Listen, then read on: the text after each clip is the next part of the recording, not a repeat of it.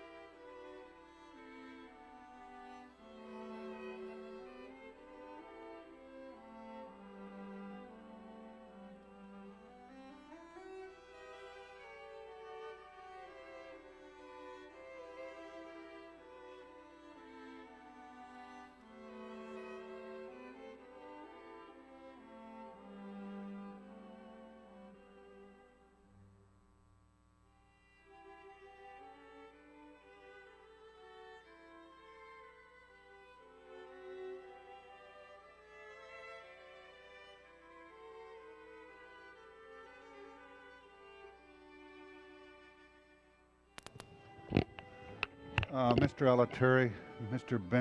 Bernson, Mr. Browdy, Mrs. Pikus, Mr. Ridley Thomas, Mr. Wax, would you please come to the council chamber? We have 6 members present. We need 4 for a quorum.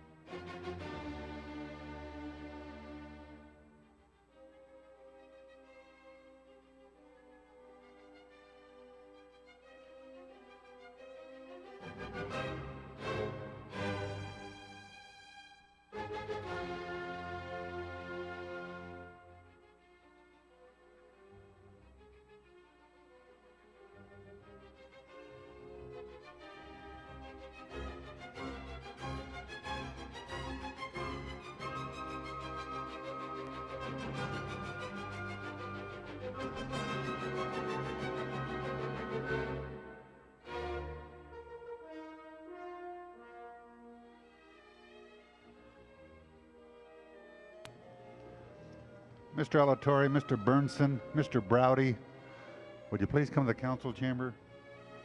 Mr. Ridley Thomas. Mr. Ridley Thomas is here. We have 8 members present. We need 2 for a quorum. Mr. Wax, Mr. Alatorre, Mr. Burnson, Mr. Browdy, would you please come to the council chamber?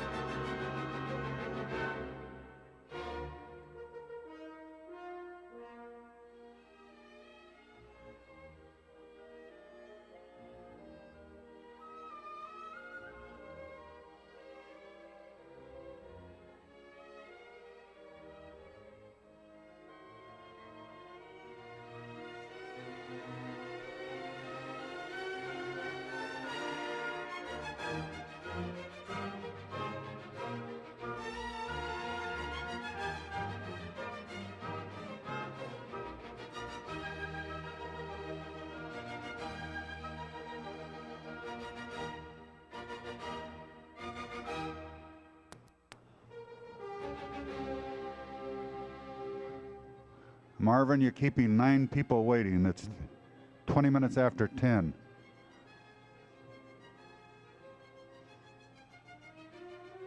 Mr. Wax is here. Yeah, one.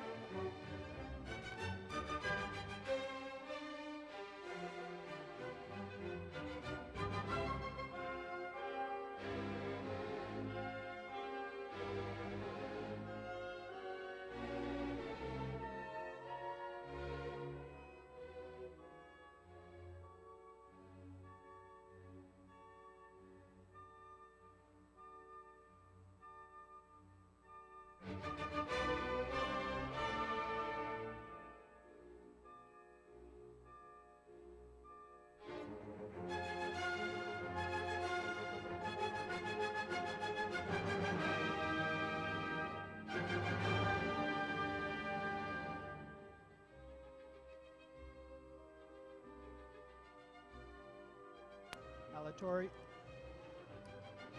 Council will come to order, please. Call the roll. Alatorre, Bernardi, Burnson, Browdy, Flores, Galanter, Hernandez, Holden, Picus, Ridley, Thomas, Wax, Walters, Wu, Yaroslavsky, Ferraro. 10 members present and a quorum, Mr. President. This is a meeting of the City Council for the City of Los Angeles on the first day of April 1992. There are 15 council districts in the city. The regular meeting days are Tuesday, Wednesdays, and Fridays. We are currently being viewed by cable subscribers throughout the Los Angeles area on Channel 35, and we're also being monitored by council phone. The first order of business. Approval of the minutes. All right, Mr. Wax moves and Mr. Ridley Thomas seconds. There's no objections. Unanimous vote. Next item. Commendatory resolutions for approval. If there are no objections, unanimous vote. Next item.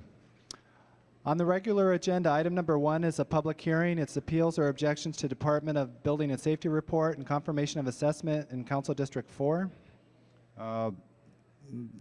Is there anyone here that wants to be heard on this item? Yeah, we're going to. We will continue item number 1 for 30 days, which will be for the May 1st. There's no objections. That'll be the order. Also, Mr. Holden will not be in today, and he's asked that we continue item 29. Sprinkler item? Hmm? Is that an item related to the sprinkler? Yeah, no, but he has one too. No, there are 2 on the sprinklers, both of which ought to be continued. 27 is one, and the one you make reference to now, Mr. President, is... Yeah, 27 is 29, 29, 27, and 44, I believe, were the ones. all tied into the same subject matter? Those are the ones, Bob, Phyllis? 27, 29, and 44.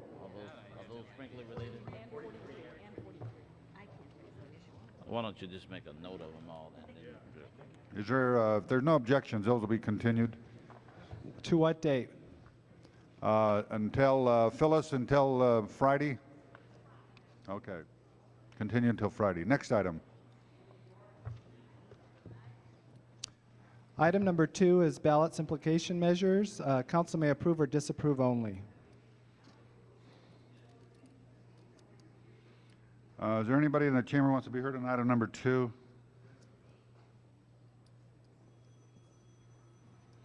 Seeing none, the public hearing is closed. Any discussion on 2? If not, prepare the roll, tabulate the vote. 11 ayes. 11 ayes. That is approved. Speak right up, dear. Next item. Item number 3 is a city engineer report and ordinance of intention. Motion required.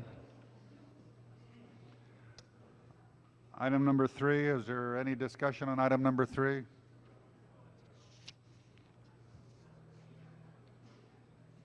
Mr. Wu moves on item 3. Prepare the roll on the report and the ordinance of intention. Tabulate the vote. 12 ayes. That is approved. Next item. Item number 4 are 50 ordinance of intention for maintenance of lighting systems. Are there any specials or any discussions on those? If not, prepare the roll, tabulate the vote. 12 ayes. That is approved. Next item. Item number 5 is a Planning and Land Use Management Committee report, negative declaration and ordinance. Item number 5, any discussion on item number 5? If not, prepare the roll and tabulate the vote. 12 ayes. That is approved. Next item. Items numbers 6 through 7 are Environmental Quality and Waste Management Committee reports. Any discussion on 6 or 7? If not, prepare the roll, tabulate the vote. 12 ayes. That is approved. Next item. Item number 8 is a Public Works Committee report. We'll call that special. We do have people want to be heard, although it's not a public hearing item. If there's a motion for a public hearing, we will have a public hearing. Next item. Items 9 through 11 are committee reports. There's a categorical exemption on number 9. Any discussion on 9 through 11? 10 special? Right. 10 is called special. So we have 9 and 11. Prepare the roll on those 2. Tabulate the vote. 12 ayes. That's approved. Next item. Item number 12 is the Majority and Minority Public Works Committee report and negative declaration. Item number 12. Can we call that one special, Mr. President? Yes. Next item. Item number 13 is Majority and Minority Public Works Committee report and categorical exemption. We do have one person who wants to be 13. That's called special. Next item. Items 14 through 19 are city engineer reports. Motion required. There's a resolution on number 14, 16, and 17. Categorical exemptions on 15 through 18. Anybody in the chamber wants to be heard on those items? If not, prepare the roll. 14 through 19, tabulate the vote. 11 eyes. Those are approved. Next item. Items 20 through 22 are City Engineer and Bureau of Sanitation joint reports. Motion required. Anybody want to be heard on those items? Seeing none, the public hearing is closed. Mr. Wax moves on those items. Any discussion on 20, 21, 22? If not, prepare the roll. Tabulate the vote. 11 eyes. That is approved. Next item. Items 23 through 28 are Rule 16 motions. 10 votes to consider. Any objection to considering those items? Mr. President, will we call them special after consideration? I just want to call 24 special. You have no objections to No, considering? no objection to consideration. Okay. Those are before us, 23 through 28. Anybody want to be heard on those items? Seeing none, the public hearing is closed. Item 24 is called special. Any other specials? 23 through 28, prepare the roll with the exception of 24. And 27 will be continued to April Yeah, 3rd. that's been continued. Yeah. Okay, the next item. 12 eyes. Those are Yep. those are approved. Items 29 through 30 are continued motions, Uh, and 29 will be continued to Friday, and 30, there's a request by Mr. Yaroslavsky to continue that, I believe. How long, Mr. Yaroslavsky, how long do you want 30 to be continued? 30, which one is?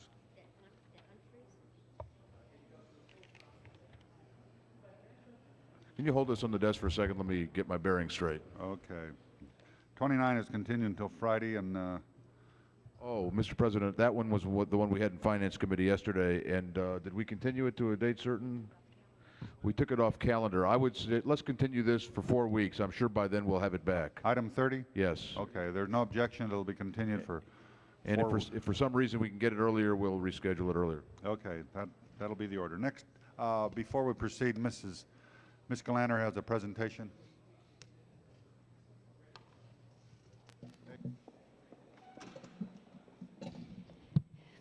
Mr. President, as you know, we have a number of city employees who've been here for a while, and one of them is mine. Today is Audrey King's 20th anniversary. She is part of a...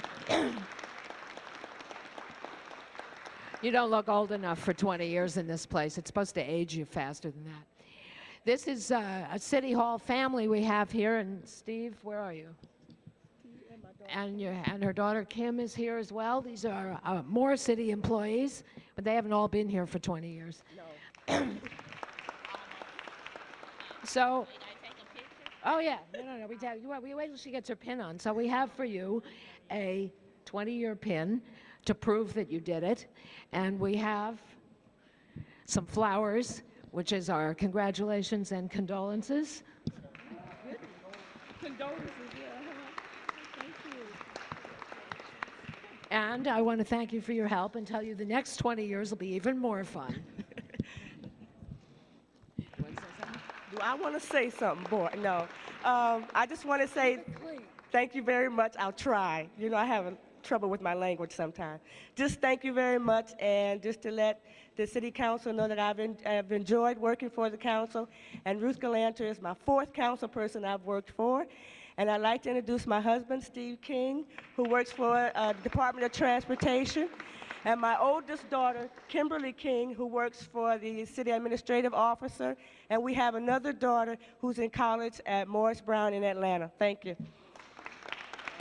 Congratulations, darling. You want to go take a real picture? Yeah. You want to take a real picture? Okay. No? Yes, come on. Ruth, thank you very much, and Andrea King, congratulations. Okay, the next item. On the supplemental agenda, items 31 through 45 are committee reports. We do have, anybody want to be heard on 36? Seeing none, the public hearing is closed. Mr. President, did we already go by 31? No? Okay. You want 31 special? Yes. Okay, we have 31 through 45. Any other specials in there? If not, prepare the roll through 32 through 45. Tabulate the vote. 12 eyes. That is approved. Next item. Item number 46 is a communication from the chairperson of the Community and Economic Development Committee. Motion required, 10 votes to consider. All right, Mr. Any objection to considering this item, first of all? Seeing none, the matter is before us. Anyone want to be heard on this item? Seeing none, the public hearing is closed. Mr. Alatorre moves on this item. Is there any discussion on this item? If not, prepare the roll. Tabulate the vote. 11 eyes. That is approved forthwith on that item. Next item. Items 47 through 51 are Rule 16 motions, 10 votes to consider. Any objection to considering those items? Seeing none, the matters are before us. Anybody want to be heard on any of those items? Seeing none, the public hearing is closed. Any discussion? If not, prepare the roll. Tabulate the vote. 11 eyes. That's approved. Next item. Item 52 is a closed session. Okay, we'll hold that on the desk. Take their 12 first. 12, Ray. We'll take item number 12.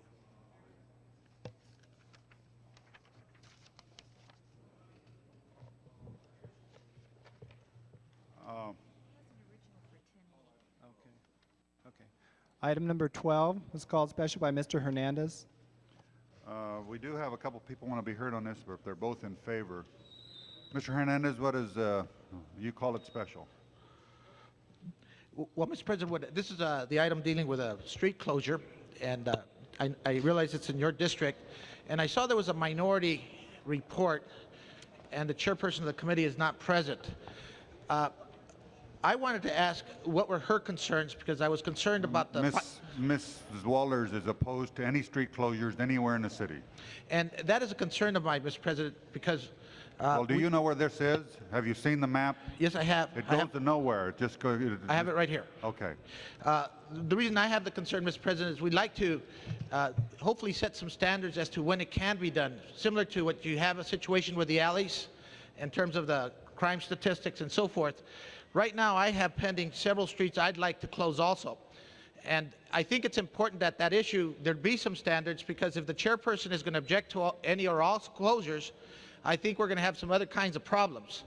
But I have a street right in front of Belmont High School that the school has asked us, the police department has asked us to close. And basically that reporting district's had like 1 homicide last year, 108 assaults with deadly weapons, 10 rapes, 87 robberies, 187 thefts, 32 narcotics arrests and 22 vice arrests, and 62 burglaries. And part of the solution to the problem is going to be to remove that drive-by. And what I wanted to make sure is we all understood that we close streets for public benefit, and what are those standards going to be? And I thought it was important that we do this on this street to start, because there's another street we have to close. And I understand when you say that there's no reason for it, or the street doesn't serve a real great purpose, but I just want to make sure there's some reasons why we close streets so that we can convince the chair of the committee that might be a greater need. There's somebody from the city engineer. You want to speak on this? Councilman Hernandez, we are setting up standards on policies and guidelines for community closures and street closures, and that report is about 2 weeks away, and it's going to go to the Board of Public Works first and then come to the Public Works Committee of the Council. So we are working on those guidelines right now. Okay, would those guidelines be applicable to the closure of this street so that she wouldn't be able to use it against us? The pending guidelines you're talking about? You mean item 12? Are we Yeah. talking about? Item 12 would probably qualify under the guidelines we're establishing right now. It's a very unique situation, and that's the kind of situation that we're going to allow to have closed off. Okay. You know, and, again, I appreciate those kinds of answers, but that's where I was expressing my concern, Mr. President. Okay, anyone else want to be heard on item 12? If not, prepare the roll. Tabulate the vote. 11 eyes.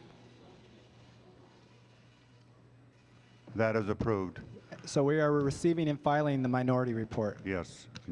The majority report was approved, and forthwith on that. Next item.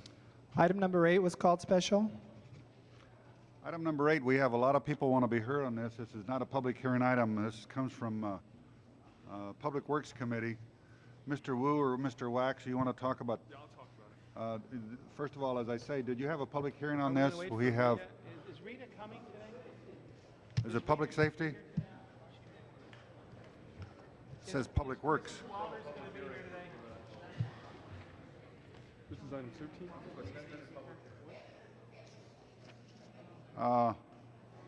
Yeah, well, on my sheet it says Public Works. I'm sorry, Public Safety. You want to make some comments on this? Yes, Mr. President. No. Sitting next to me it's is not yours. Louis Dado, the Wildlife Officer for the City of Los Angeles, and I am Gary Olson, District Supervisor for the Department of Animal Regulation. First of all, I'd like to say that, number one, the soft catch padded trap is humane, and that needs to be known. We have two methods of trapping coyotes in the City of Los Angeles. One is to use a dog trap, which is called a cage trap, and the other is to use the soft catch padded trap. The soft catch padded trap is the most effective, humane method of trapping the predator coyote that we have in the City of Los Angeles. It's a tool that we have to have. There are many reasons why we have to have a particular trap in a particular topography.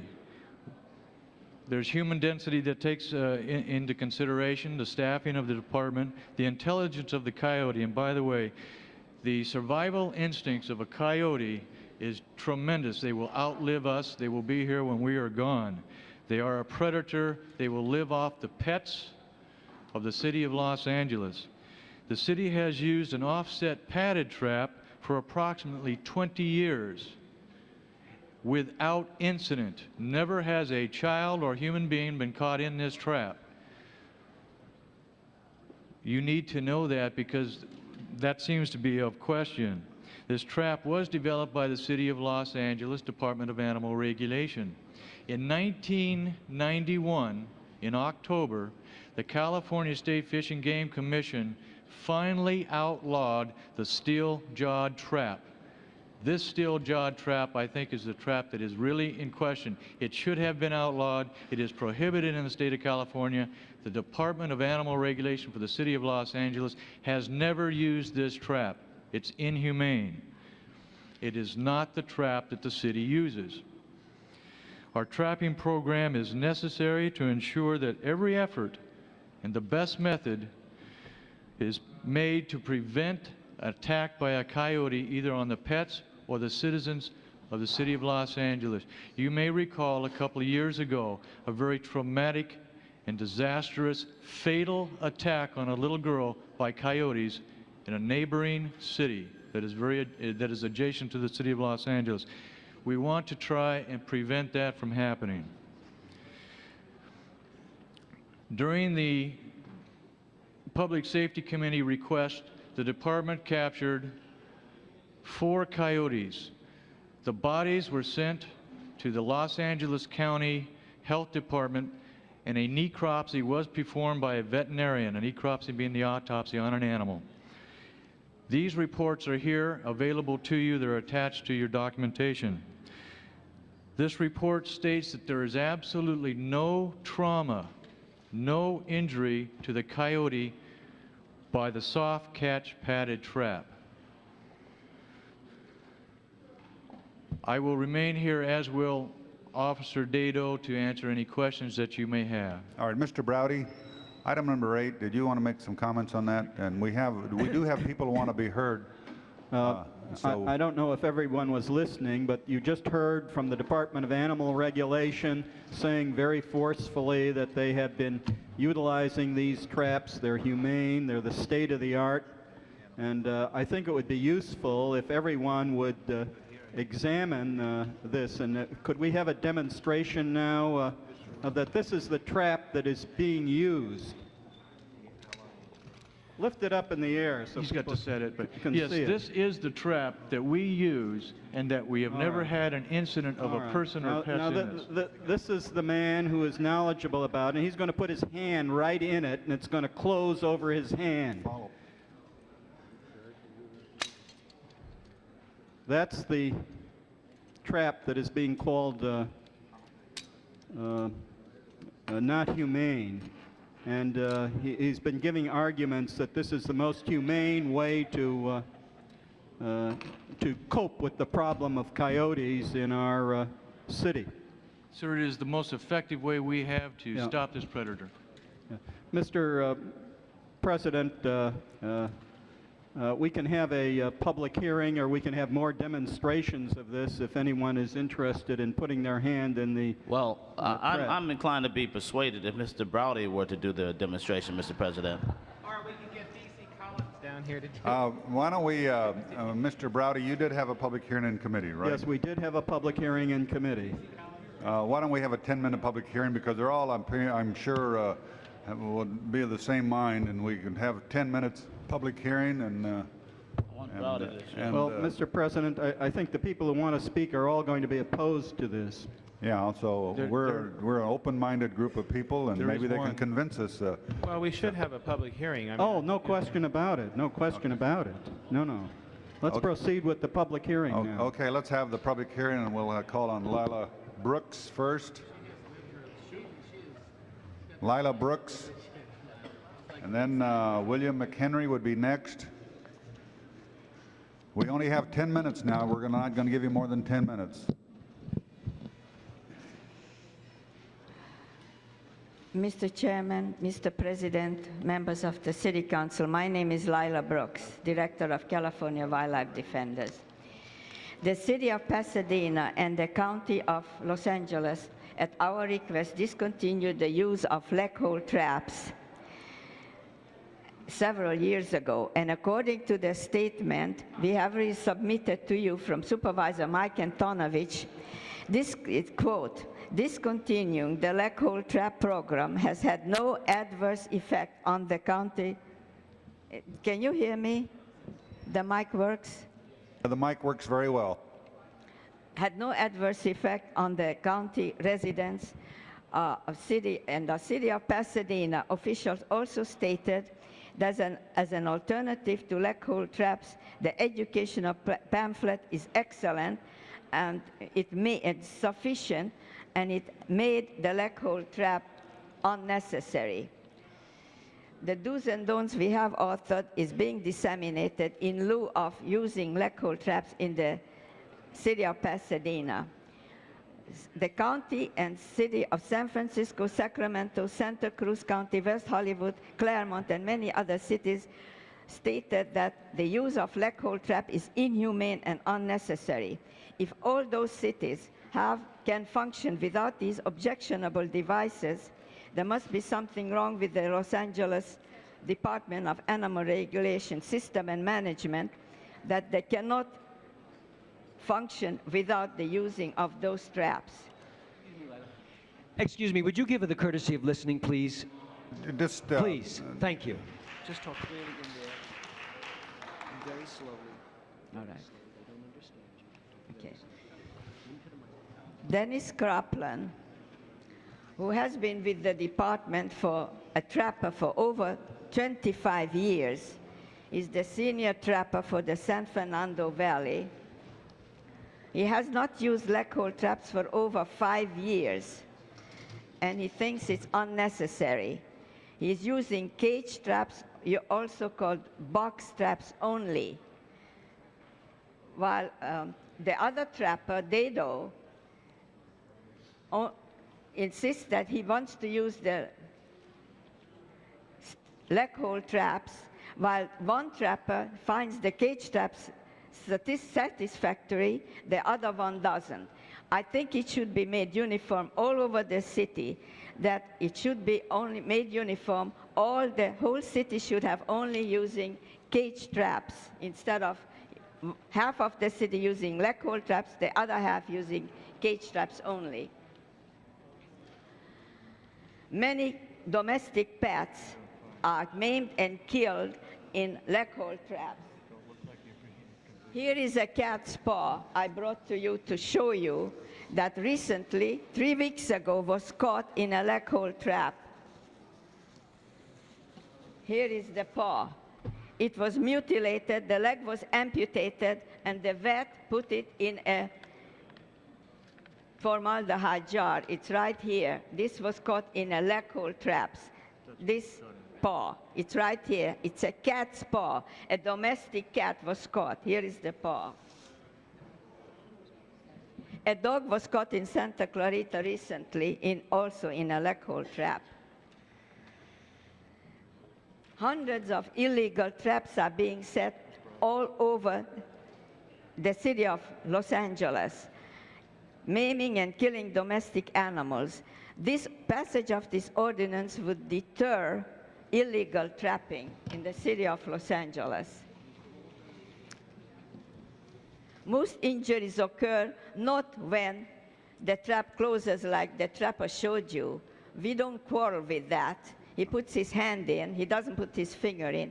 Most injuries occur when the animal struggles to fight, to free itself. He tears his ligaments and muscles and breaks his teeth, and he also chews his paw off just to get out of the trap. They don't show you that. They show you a gimmick. It's a Mrs. Brooks, trick. are you going to take all the time? Are you? No, I am going to finish now, okay? Okay. I'm going to finish in a minute. I just have a couple of closing statements, okay? An abbreviated version of Article 13, Section 155 of the City of Los Angeles Charter reads,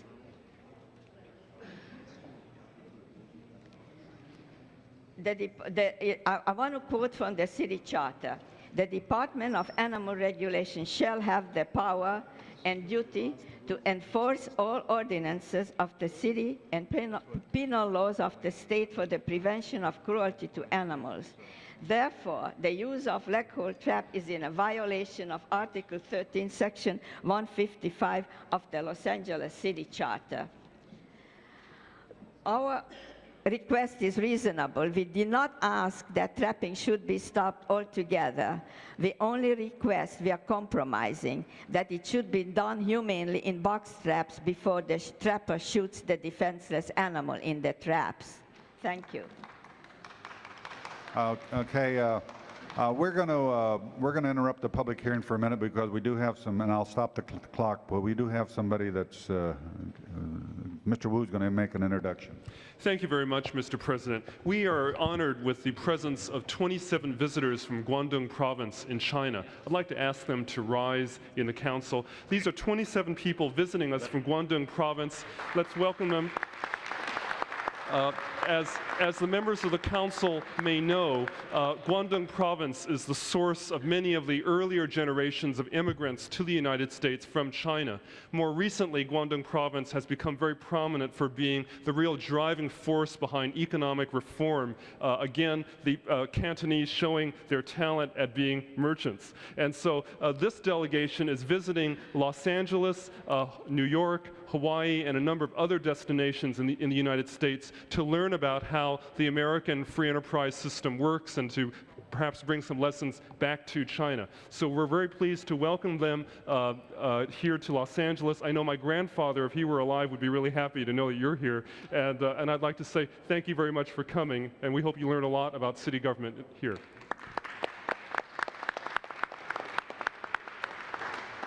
Thank you, Mr. Wu, and welcome. Now we'll go back to the public hearing. We have William McHenry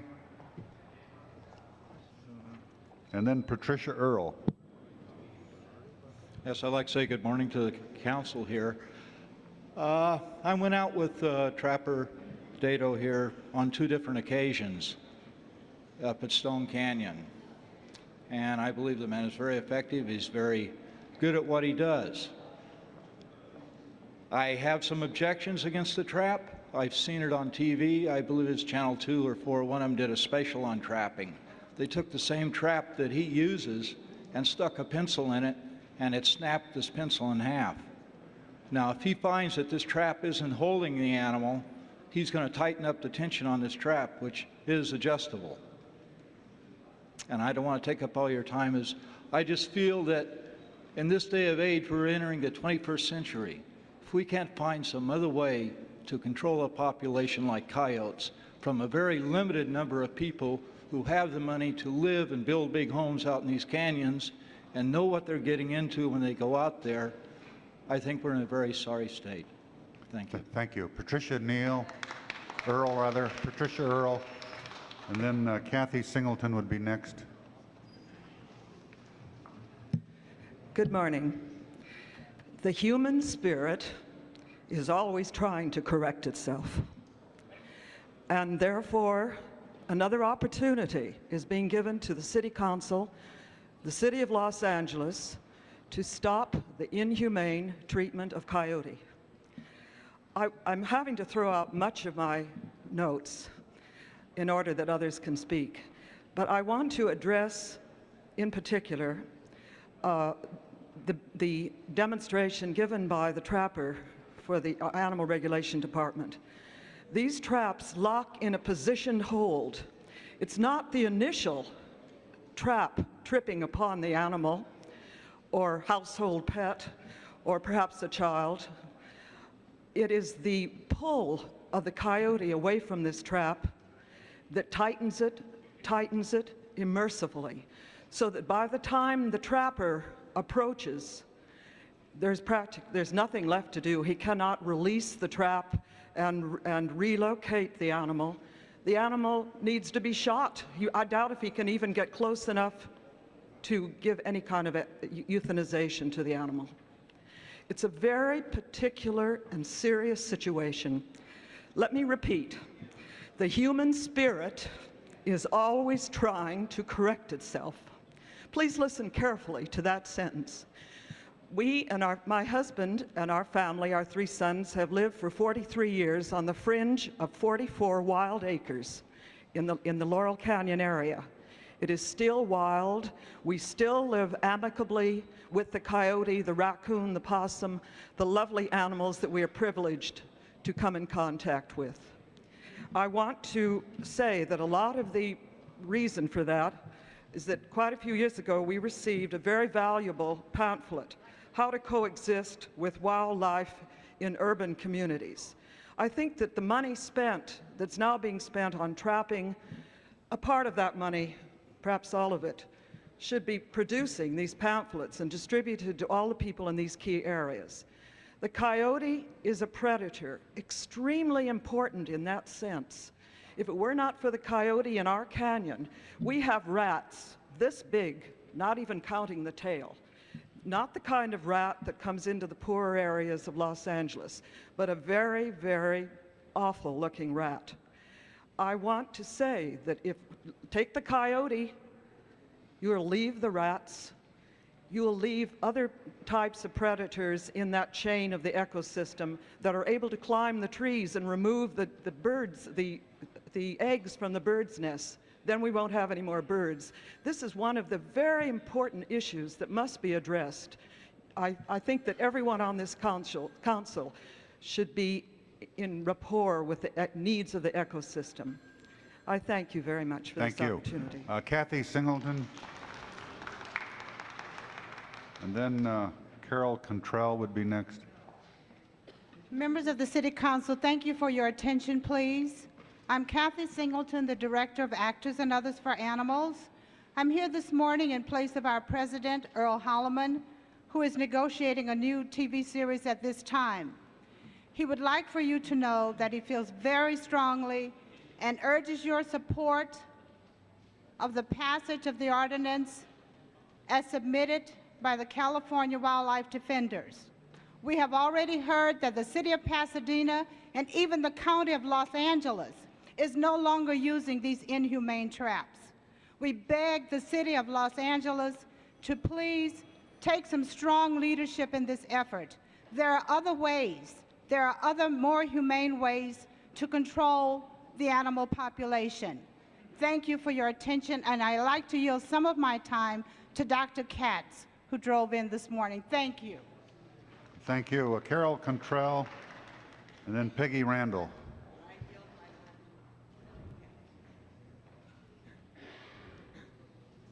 Hello, my name is Dr. Elliot Katz. I'm the veterinarian, president and founder of In Defense of Animals.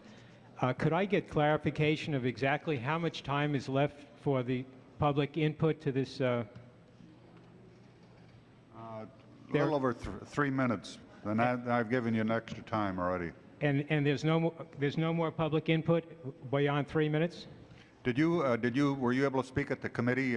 No, I just flew down from San Francisco. That's where the public, well, you got 3.5 minutes, so start talking. Okay.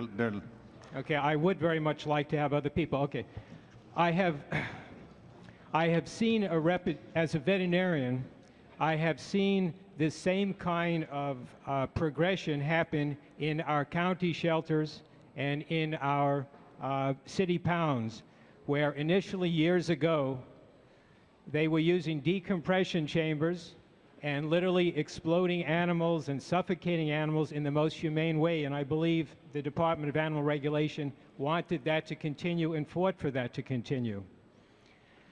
Over time, excuse me, Doctor,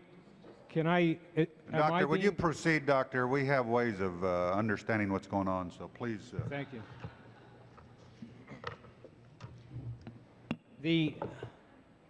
The decompression chambers, they gave way to, in some cases, shooting the dogs. Public outcry moved away from that, and they now give them humane injections. Preventative programs are instituted, spay and neuter situations. In the own memo here from the Department of Animal Regulation, they state that in 1989, 67 coyotes were trapped in walk-in cages, and only 49 were trapped with the steel jaw traps or the padded plugs. So clearly, the cages are more effective. On their next page of the Department of Animal Regulation, it states, the walk-in trap undoubtedly the most humane. Once again, they are stating it's the most humane. It's clearly the most effective since it caught more animals. I cannot understand. I have a picture with me of how the results of a cat that was caught in the trap, mutilated, skin torn off. I cannot understand how the city of Los Angeles cannot join the county of Los Angeles in ending these traps when you have a better vehicle to use, which you say yourselves is more effective, and you say yourselves is more humane. It just absolutely does not make sense to me as a veterinarian. It flies in the face of people who are looking for a more compassionate and caring society. The city of Los Angeles is on attack for its insensitivity to minorities and other people on many levels. This is a sign that the city council is responsive, cares about how it affects minorities, how it affects the vulnerable, how it does its trapping, how it does its killing. I think you need to examine this, not just take this so arbitrarily and dismiss it. I'd like to give my time. Michael, you want to say? There's really no more time. The time has expired. Is there anybody who wants to make a motion to We got about 30 cards, so. Are they all in support of the ordinance? Are they all in support of the ordinance? All opposed. Opposed to the committee report and in support of the ordinance. Okay. Well, right. maybe why don't you just let them all stand up and we can at least Yeah, can see we, who's here. all those who are here on this item, is there anybody in favor of this report? We do have one person, so we'll allow him to speak. I'm sorry, I'm not a good public speaker, but I'll try here. I've heard people attack those who are for this, who live in the canyons, are very wealthy. I'm not, I live in the flats, and I'm all right, but I'm not that wealthy. And I've heard people talk about mutilated cats in the trash. I've seen mutilated cats on my neighbor's lawn with the collars on them. I'm here only on a rather personal reason. I had a small dog last year. It was absolutely worthless. I couldn't do a damn thing with it. If a burglar came to the house, he'd probably welcome, show him where the silver is now. Did one thing. As I get old and creaky and cranky, I get up in the morning, I walk into the kitchen, and something was so happy to see me, it made my day. Well, one morning I heard, I can only describe it as a scream of pain, terror, what do you want? And then I heard my wife screaming.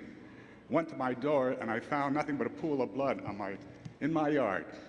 A coyote had gotten inside that yard, 6-foot fence all around the yard, killed the dog, and dragged it off. My wife has nightmares about it still, and I was very upset, as you can tell. A coyote is wildlife. It's a hunter-killer. It's a predator. It has no place in the city. It's down in the flats. I've seen them down towards Santa Monica Boulevard. I have friends who live in Cheviot Hills who tell me they've seen them there. So all this talk about the canyons and the wilds is nonsense. The attempt here is to make the city a livable place. We keep a police force to go after the criminals. We give them the tools they need, fire department, ambulances, everything else. This is something that you can't have wandering through the city, and that's where it is. I trust these people. I don't think they wake up in the morning salivating, saying, what can I do terrible to hurt an animal someplace? I think they're trying to do a job, and they have a limited amount of funds, I know. I don't know where you're going to get the money to get all these traps they're talking about here, because you don't have money for anything else, so I'm relatively sure you don't have that either. The coyote is a meat eater. It doesn't go down to Safeway and buy a box of cornflakes. It comes into our neighborhoods and it kills our pets. And if any of you have pets, and I'm sure some of you do, you know how you get bonded with these things. I know the difference between a human being and an animal. In other words, given a choice, I grab the human being. I'm not one of these people who go crazy about this. But nevertheless, I believe they do the best job they can with the limited means they have. You have to back them. Don't take away a tool they say they need. And now I'll say something that to me is outrageous and terrible. When I was very young, I was a combat infantryman in the war. When I got out of the war, I swore I would never take a weapon again. And about 20 years ago, I somehow panicked because there's a lot of things in the city going on that worried me. I had a family, so I'm going to get a rifle or something and really protect my house. So I went out to get a shotgun, and before I came home with a .22, which is the smallest thing I could buy, because I really hate weapons. I got home, I looked at it, I was disgusted. I tossed it in the closet, frankly, put the bullets away, and never touched them again. That morning, I heard that my dog screaming out there. I went to get that rifle. My wife stopped me. She said, call animal regulations, and we did. They trapped that animal about a week later, destroyed it. Frankly, if you take this away and I find these predators wandering through my streets again, I'll probably get that rifle out, because I'm not going to let anything kill another creature that lives in my house. I tell you, there are posters up all up and down my neighborhood for lost cats, dogs, and they're all killed by coyotes. That's what they live on, our pets. I'm sorry. Thank you very much. Can I turn this over to somebody or letters? Sergeant, would you get that? This closes the public hearing, and all those cards that were, we'll make them part of the record. Mr. Browdy, did you want to, do you want to comment on some of this public hearing you've heard? You at the center table. Yes, sir. First of all, Ms. Brooks stated that there was a cat that was caught in a steel jaw trap. I know of that cat. I know of the investigation. We captured that cat in a walk-in trap. The cat had this electrical wire on its paw, and this is what caused the veterinarian to amputate the leg. It was not even a steel jaw trap. I'm sorry. We have coyotes. I hate to say this. We have a trapping program in the middle of the valley of San Fernando. I think some of you may know where Valley College is. We have a coyote problem there. Believe me, you have a coyote problem all over Los Angeles. Okay, Mr. Browdy. Well, Mr. President, we had an extensive public hearing. You've had another public hearing. It's obviously a policy question. It's obviously an economic question, and it's up to the council to decide. Mr. Bernardi and I joined together in supporting the department's recommendation to receive and file this request. All right, Mr. Wu. Mr. Wu, did you want to be heard, or you want to? No, I'll pass. All right, Mr. Hernandez.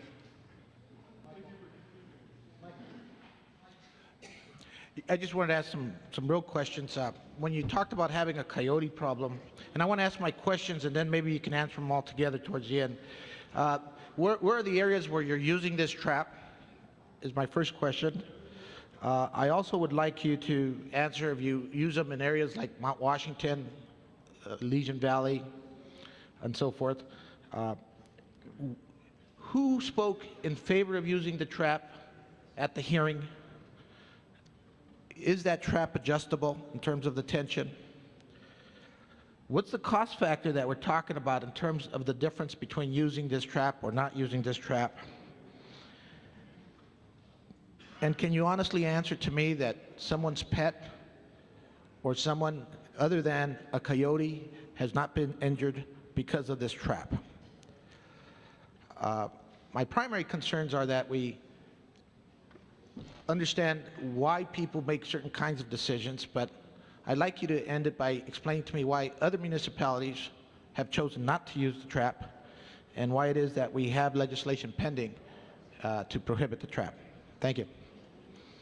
Yes, sir. I'll start, if I may, by answering the question. Number one, the city has a trapping program and has for many, many years, whereby the county and some other cities in the state of California do not have the program we have.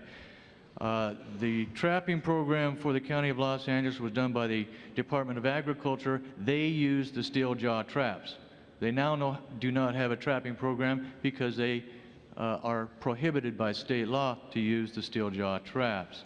Also, for over 20 years, we have used this trap, and there has not been one incident of a human being injured or even caught in this trap. So the rest of the question, I think I'll defer to the wildlife officer, Dado. Please, the debaters, talk directly to the microphone. Don't look at the person and ask the questions. Just talk. We do trap all over the city. We use the soft catch trap depending on the area we're trapping in. It is, I believe, the trap that people have been speaking of that's been discontinued is a steel trap. It's not the soft catch trap. As far as I know, there's not an adjustment on this trap. I get it from the manufacturer. I descent them, and so the animal won't detect human scent, but I don't adjust them in any way. I set them.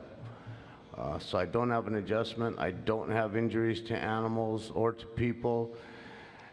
The cost of the trap is probably, I believe a cage trap is about $170 now, and one of these are about $14. So it's not a money problem. Is there any other questions? Mr. President, members of the council, again, I don't believe the answers that have just been provided justify us continuing to use the trap. Okay. The fact that other municipalities are not using it, and what's bothersome to me is that we do use it in some other areas, and I didn't get a clear answer to that. So I'm going to be basically opposing the motion to receive and file this item. Thank you. Okay. Mr. Wax? Does the county use the walk-in trap?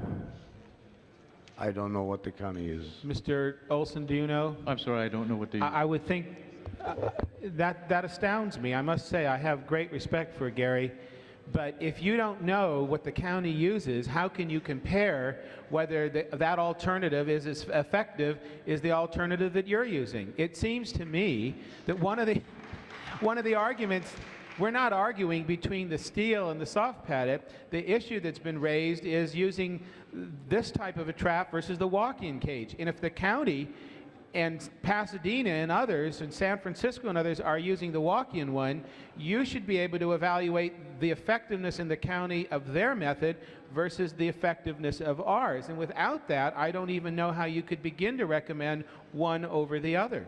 I mean, that just... I just think that's something you should know. it's been 4 years now since, by state law, I guess they had to stop using the steel trap. The question is, have they replaced it with the walk-in cage, and is that doing the job for them in the county? There's a lot of area. I live in an area that has coyotes. Last week there was one in my backyard, you know, and I hear the blood-curdling things that the gentleman described. But there are areas in the county that have the exact same problems, and are they dealing with it in a more humane way, but dealing with it just as effectively? And I don't know how you could conceivably answer that question if you don't even know what they're using. So that, to me, Mr. Browdy, makes me feel that we need more information. That to evaluate the best alternative, you have to make that kind of evaluation, and that has not been done, obviously, since we don't even know whether they're using the walking trap. And I would move that this go back to committee to get that information. Mrs. Pikus? I need some additional information, and I would like to ask you. The alternative that's being recommended is this walk-in cage. Can you tell me what are the advantages and the disadvantages of this walk-in cage as you see it? I mean, in what locations it would be appropriate and such? Well, I personally think the walk-in cage is less effective because coyotes are very smart and they have to walk into this cage. So the percentage of coyotes I catch in the walk-in cage are less. I feel that when the coyotes that do get caught in that cage are under really more stress than necessary because now they're caged, towards this trap is not tied down or anything, and they go and they're in the bushes and they're in the terrain or their den that they're used to being in. I feel after the catch, the stress is worse in the cage. Are there areas where the cage can or can't be used as compared to the trap, or can they be used interchangeably throughout the trapping area? There are areas where they can't be used because they need to be on level ground. So there's some cases where the cage can't be used, or if you just get a very wise coyote that won't go into the cage and he's taking pets out of the community, you just simply won't catch him with the cage. Are most of your traps set in the hills, or are many of them in the flatlands? You said that near Valley College was an area that you have a lot of traps. I know that that's flat, but give me an idea of what percentages are in the hills and in the flatlands. I would say it's split about down the middle as far as that. Okay, so then there would be areas, I think in the hills it's hard to find a level area to put the trap, so that would be one disadvantage then of using those traps. Now, can you give me a cost basis of the cost of that versus the cost of the traps? Well, I believe this trap would probably be cheaper to operate. You catch it, the trap sells for less, but other than that, you catch the coyote quicker. I think it's more efficient than the cage. So as far as the man hours, you spend less man hours when you have this trap. Okay. Do we own any of the walk-in cages? Do we use? Oh, yes, we do. We use them often. I have them out now, and I don't have these out now. I don't always use these traps. I use them when I find it necessary. I think it's So in other words, you use both of these, depending on okay, and then the proposal is that you no longer use these, that you only use the walk-in traps. Is that, do I understand that to be correct? Okay, so it essentially would limit your ability to use your judgment on what's the most effective in any particular area. Correct. Is that correct? And how many of each do you own? I don't want numbers. Do you own twice as many steel traps as walk-in traps, or about an equal number, or what? That's your last question, Mrs. Pike. I would say, I believe the city has more cage traps than these traps. I see. Okay, thank you. Mr. Alatorre.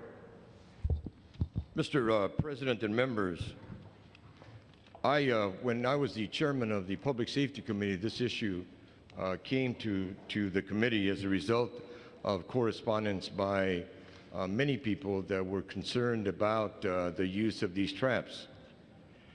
Now, nobody is disputing, and I want to underscore, nobody is disputing the fact that in Los Angeles we have a coyote problem.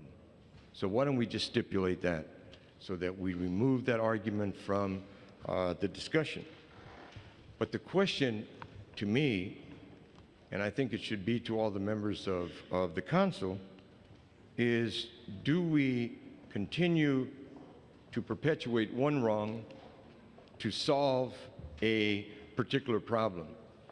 You know, if a child is hurt as a result of these traps, if a dog is hurt as a result of these traps, to me, that is what is of concern to me, and it has been of concern to me for quite a while. You know, I'm not in favor of the use of these traps.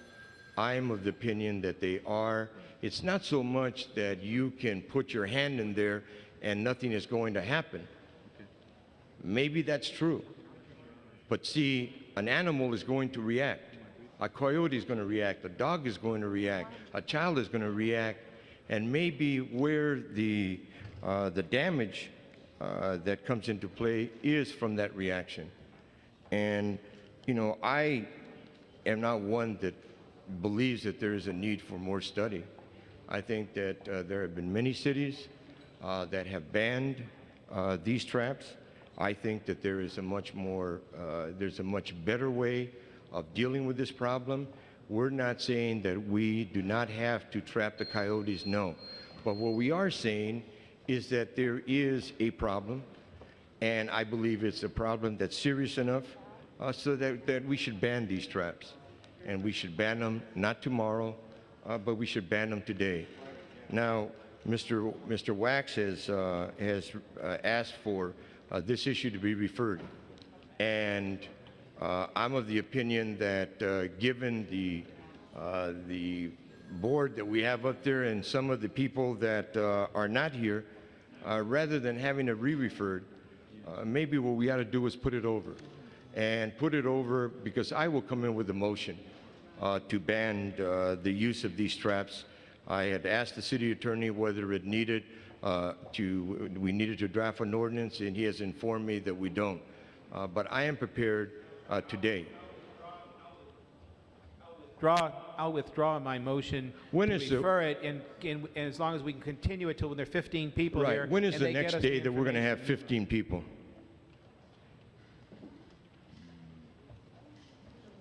April 7th.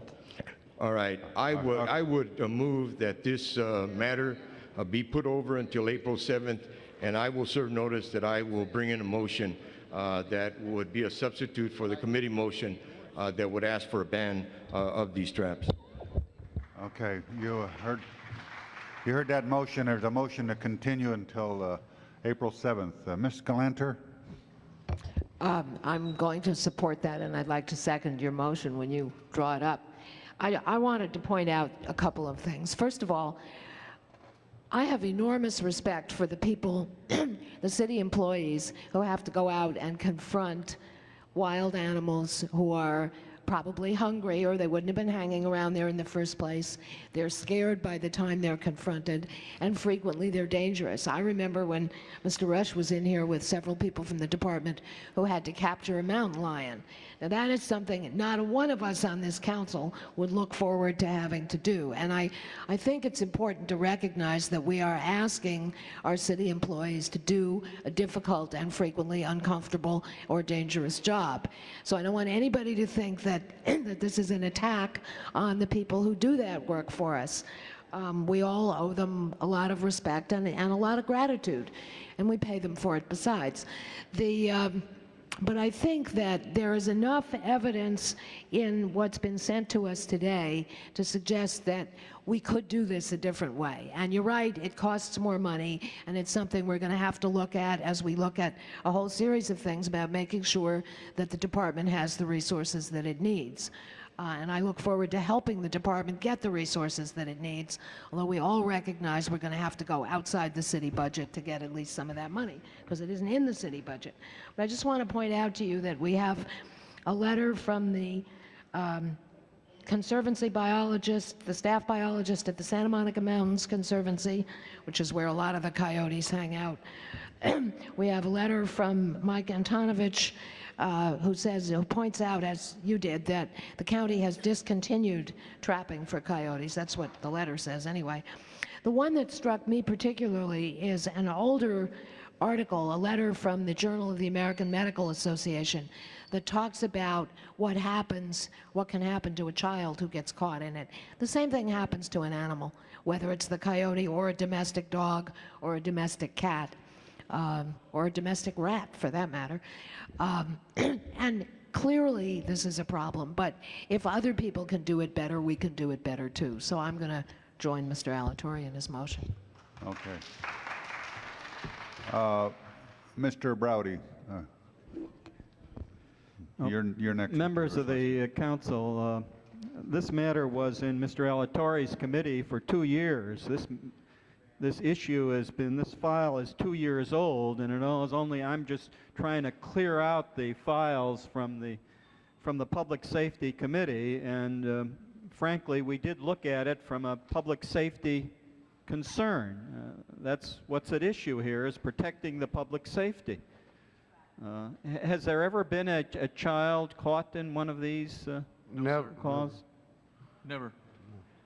Do you I believe one thing I'd like to get clear is that the people, the organizations in areas are saying that these traps have been outlawed or discontinued. It's not these traps that have been outlawed and discontinued. It was the steel jaw trap that wasn't offset or rubber padded.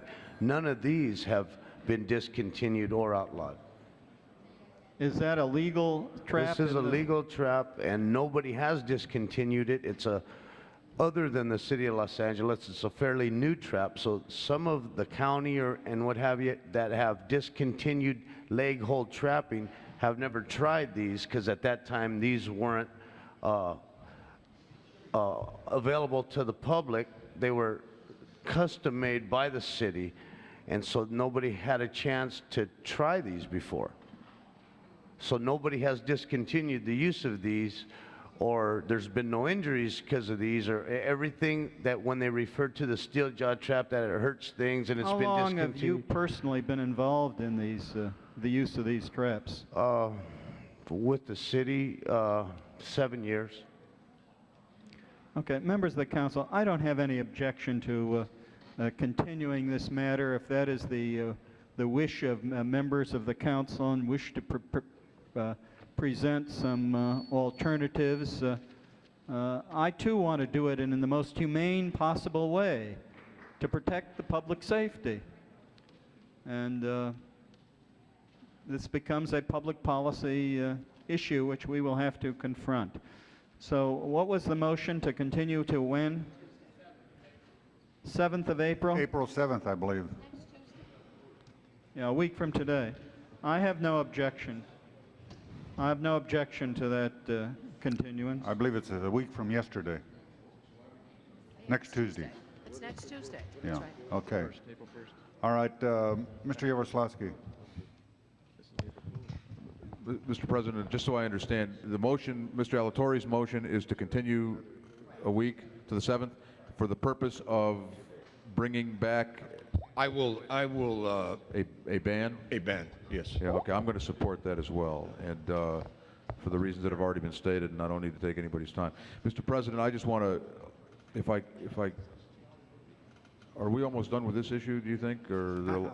I hope so, but Okay. or something is going to be I'm continued. going to want to move to reconsider item number 2 before. Well, with that, you're out of order right now. I'm out of order right now. Mr. Wax? When we use these traps, how frequently do we check them?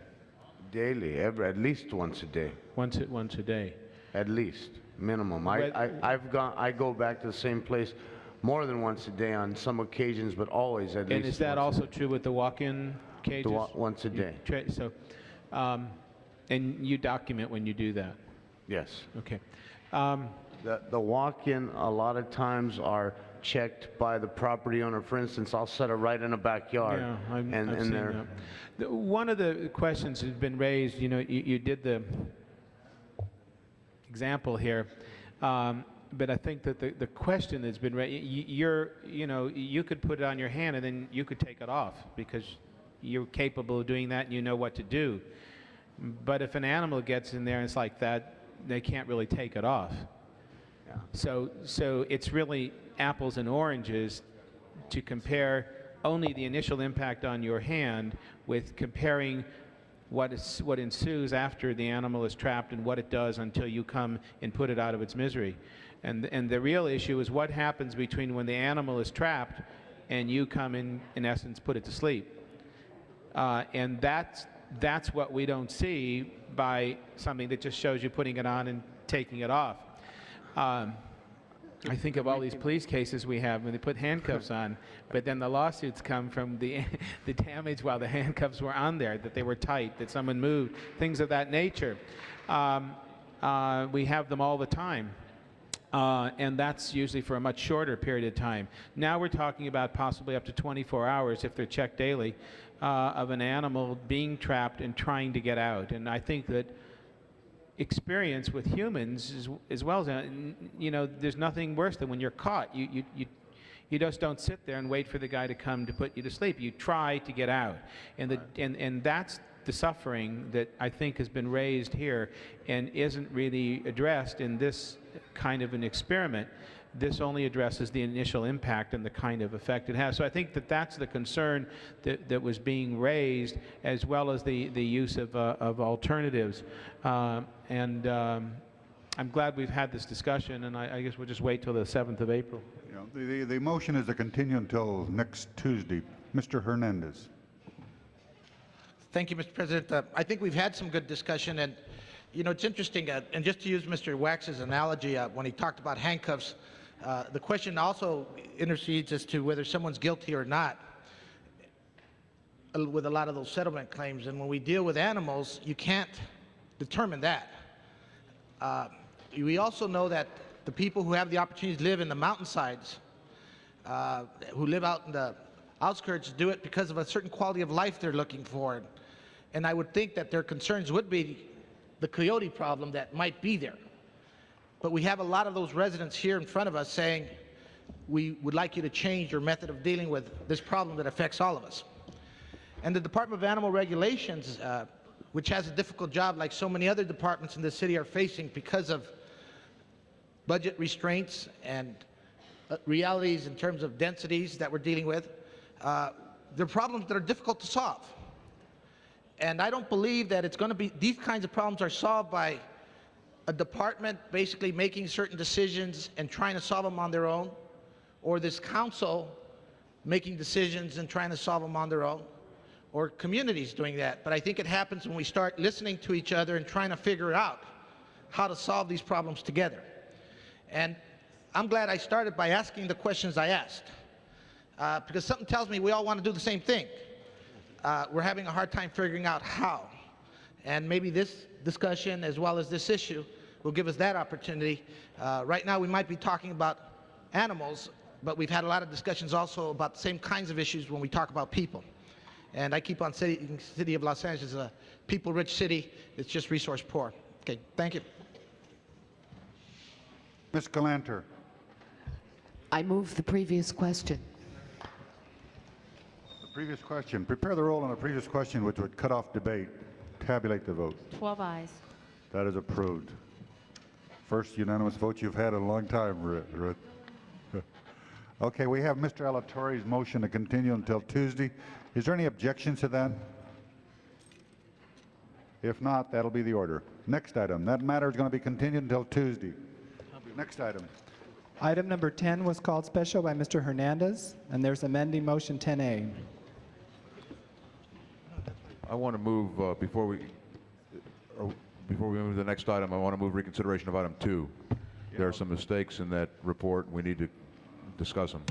Mr. Yaroslawski, the only thing that, from my understanding, the only thing we can do is either approve or disapprove. All right, well, I'd like to get it reconsidered so that we can discuss our options. Okay. Because we cannot proceed, there's erroneous information in that report, and it has to either be corrected or voted down.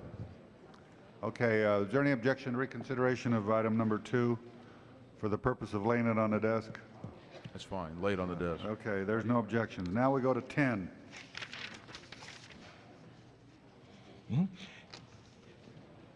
Yes. Mr. Hernandez called 10 special. Mr. President, I called this special for purposes of an amendment to the pending vote, and Ms. Galanter and I are working very much together on this. There's another problem that's arisen in the city, and that deals with sidewalks whose roots or trees that's roots affect sidewalks. But when I talk about a problem, we have senior citizens on limited income who cannot fix those sidewalks, and we cite them.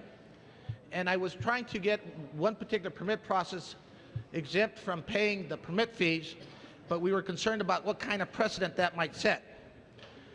We went to Public Works, and the reality is Public Works doesn't have any money set aside for purposes of fixing those sidewalks during this recession. We're beginning to pay claims. We're using asphalt. We know that trees are important for communities, and we want to make sure that we plant those trees and improve our communities. But we also know that repairing sidewalks who might be destroyed because of roots of trees is important. And I know that there's another motion pending before this council on the Rule 16 item that deals with the same thing in I think Canoga Park. By us having this kind of a system, we're working in both directions. And I keep on saying the problem has nothing to do with sidewalks. It has a lot to do with trees. And so hopefully we could consider the amendment I'm including in the motion and solve both problems at the same time. And it's not a large dollar figure. It would be whenever we're waiving any kinds of fees, we would just be setting it aside for a trust fund to try and repair some sidewalks for those senior citizens or low-income people citywide.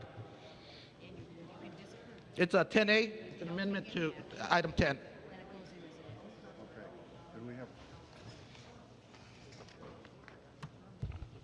Are you finished? Yes, I am. Okay.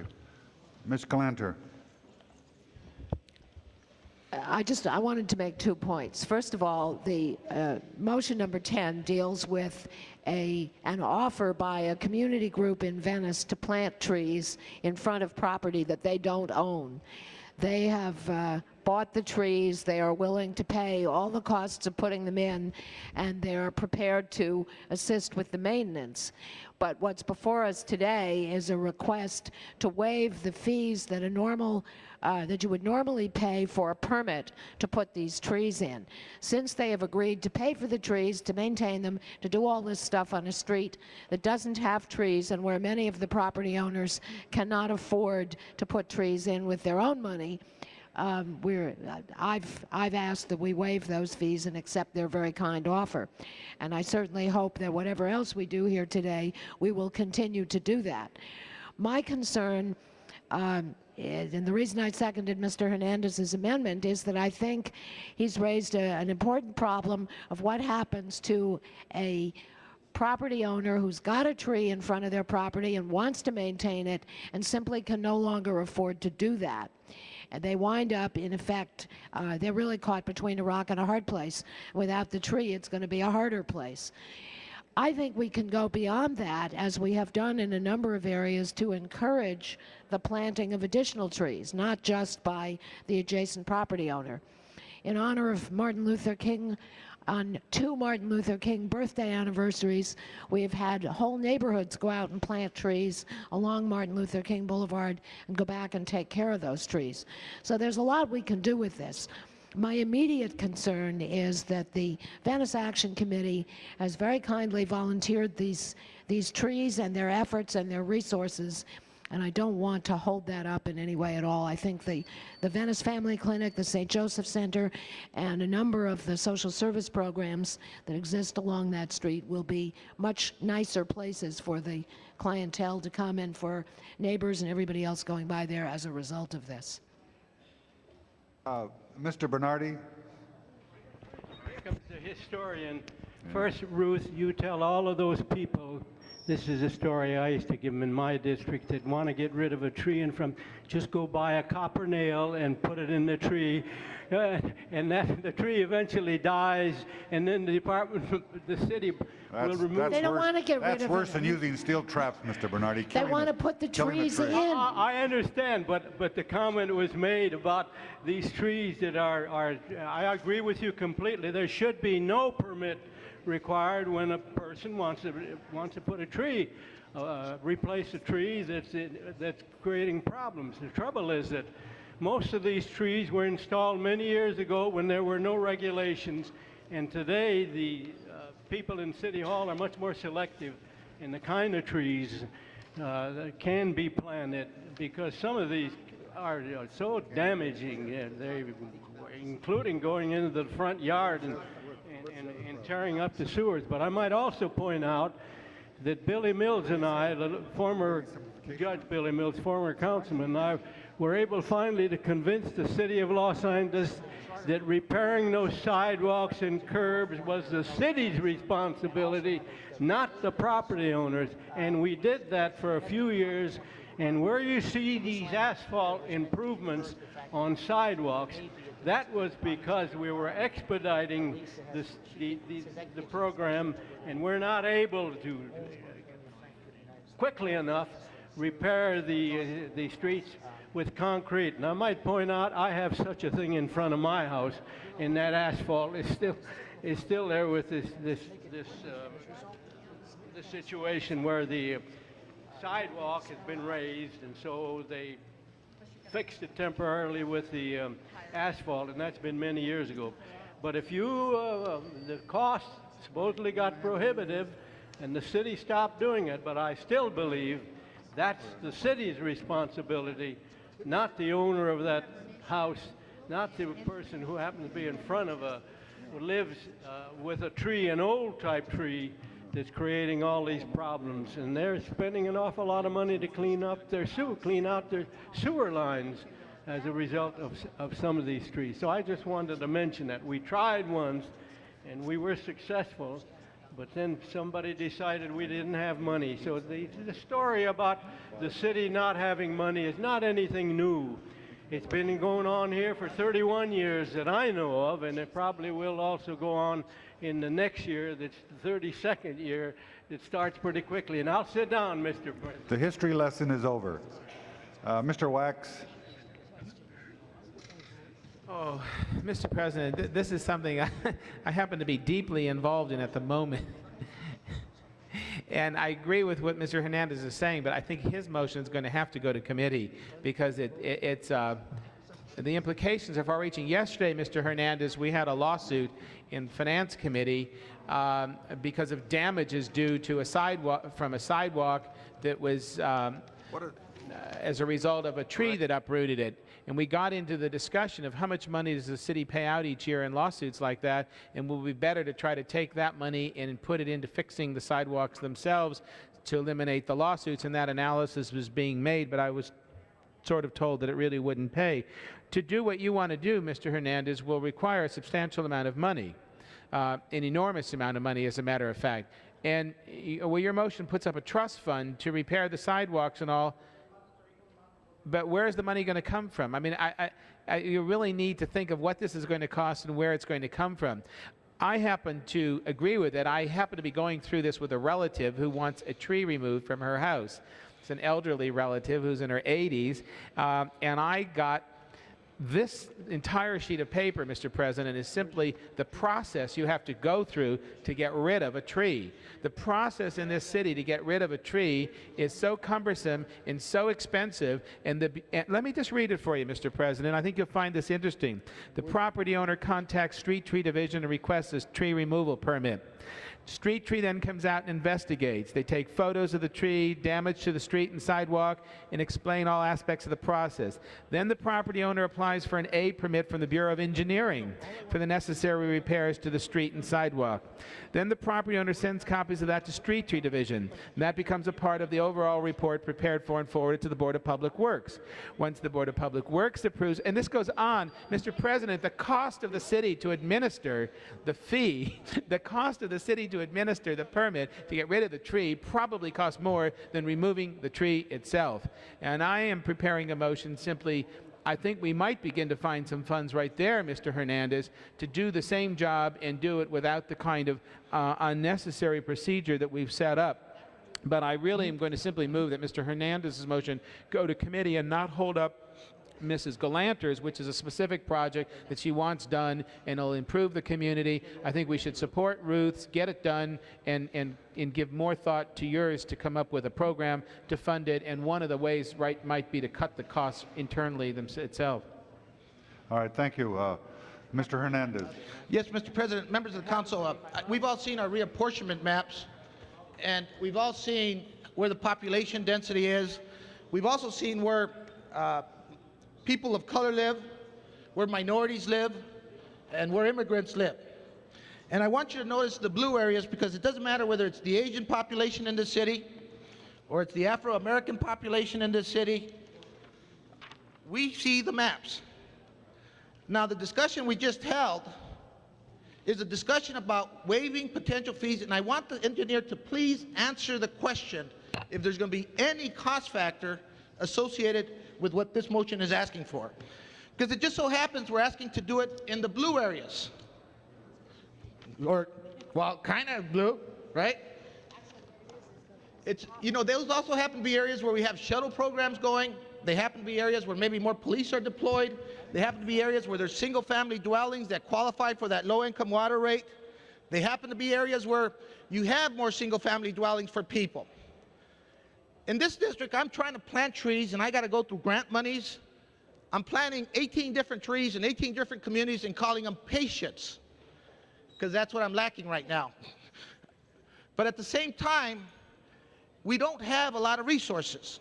And it's how we make those decisions that I'm asking, because in front of my house, Mr. President and Mr. Wax and Mr. Bernardi, when they were planting trees, they put 3 of them. And yes, once a year, I got to fix my sidewalk.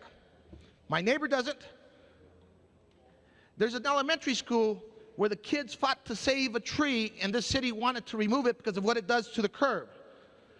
And I say the problem's not the trees, it's the sidewalks.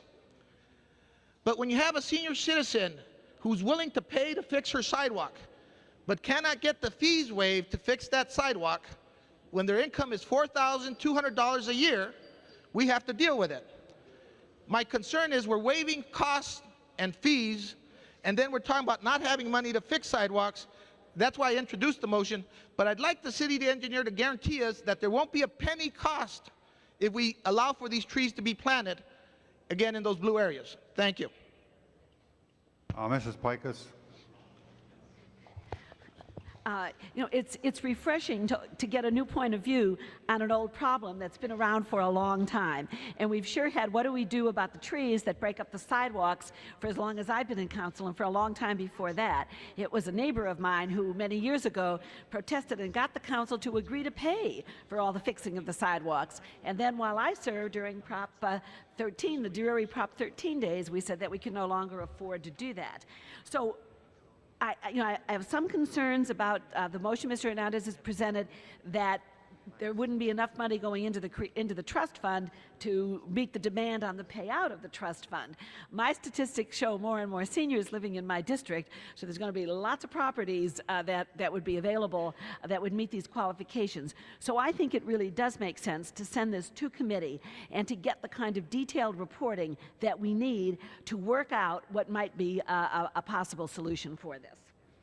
Yeah, Mr. Wax. Hernandez, to reiterate almost what Mrs. Pike has said, the reason I know so much about that and the reason I'm so aware of it, the elderly person I'm talking about is my mother. And I've been going through this You process. have a conflict of interest, Joe. This process. That's okay. That's a conflict well worth having.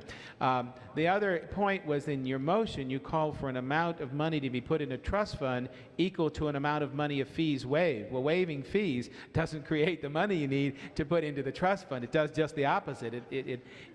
So you have to actually come up with a positive source of money, not a negative source, in order to fund it. But it's a policy that I think we have to continue to address. This procedure for removing a tree is not only so cumbersome and so expensive to administer, I venture to say that 3/4 of the people in the city probably would not be able to begin to understand the difficulties of going through street trees, engineering, Board of Public Works with endless documents to do it. That's why they do what Mr. Bernardi suggested. You know, eventually people take things into their own hand. You get self-help when you get frustrated with government that can't respond in a simple, efficient way to do things. And so your motion will enable us not only to look at the financing, but I think enable us to look at the whole process that we have to go through. And I would welcome that sitting on the Public Works Committee. I'm glad that we'll have it, but I think that we shouldn't hold up Mrs. Galanter's today so the people in Venice can get their trees planted. Mr. Wax, I want to use a little bit of your time because I agree with you. I don't have a problem with it going to committee. I just want to remind people, I keep on saying the problem is not the trees, it's sidewalks. And we should address them equally if we want trees to remain in the city.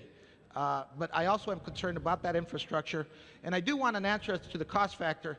I think that any time we waive fees, we're not getting income also. Yeah. And so that's a concern. So we could get that kind of an answer. But I agree with separating the question, sending this part to committee. That's not a problem. Ms. Galanter?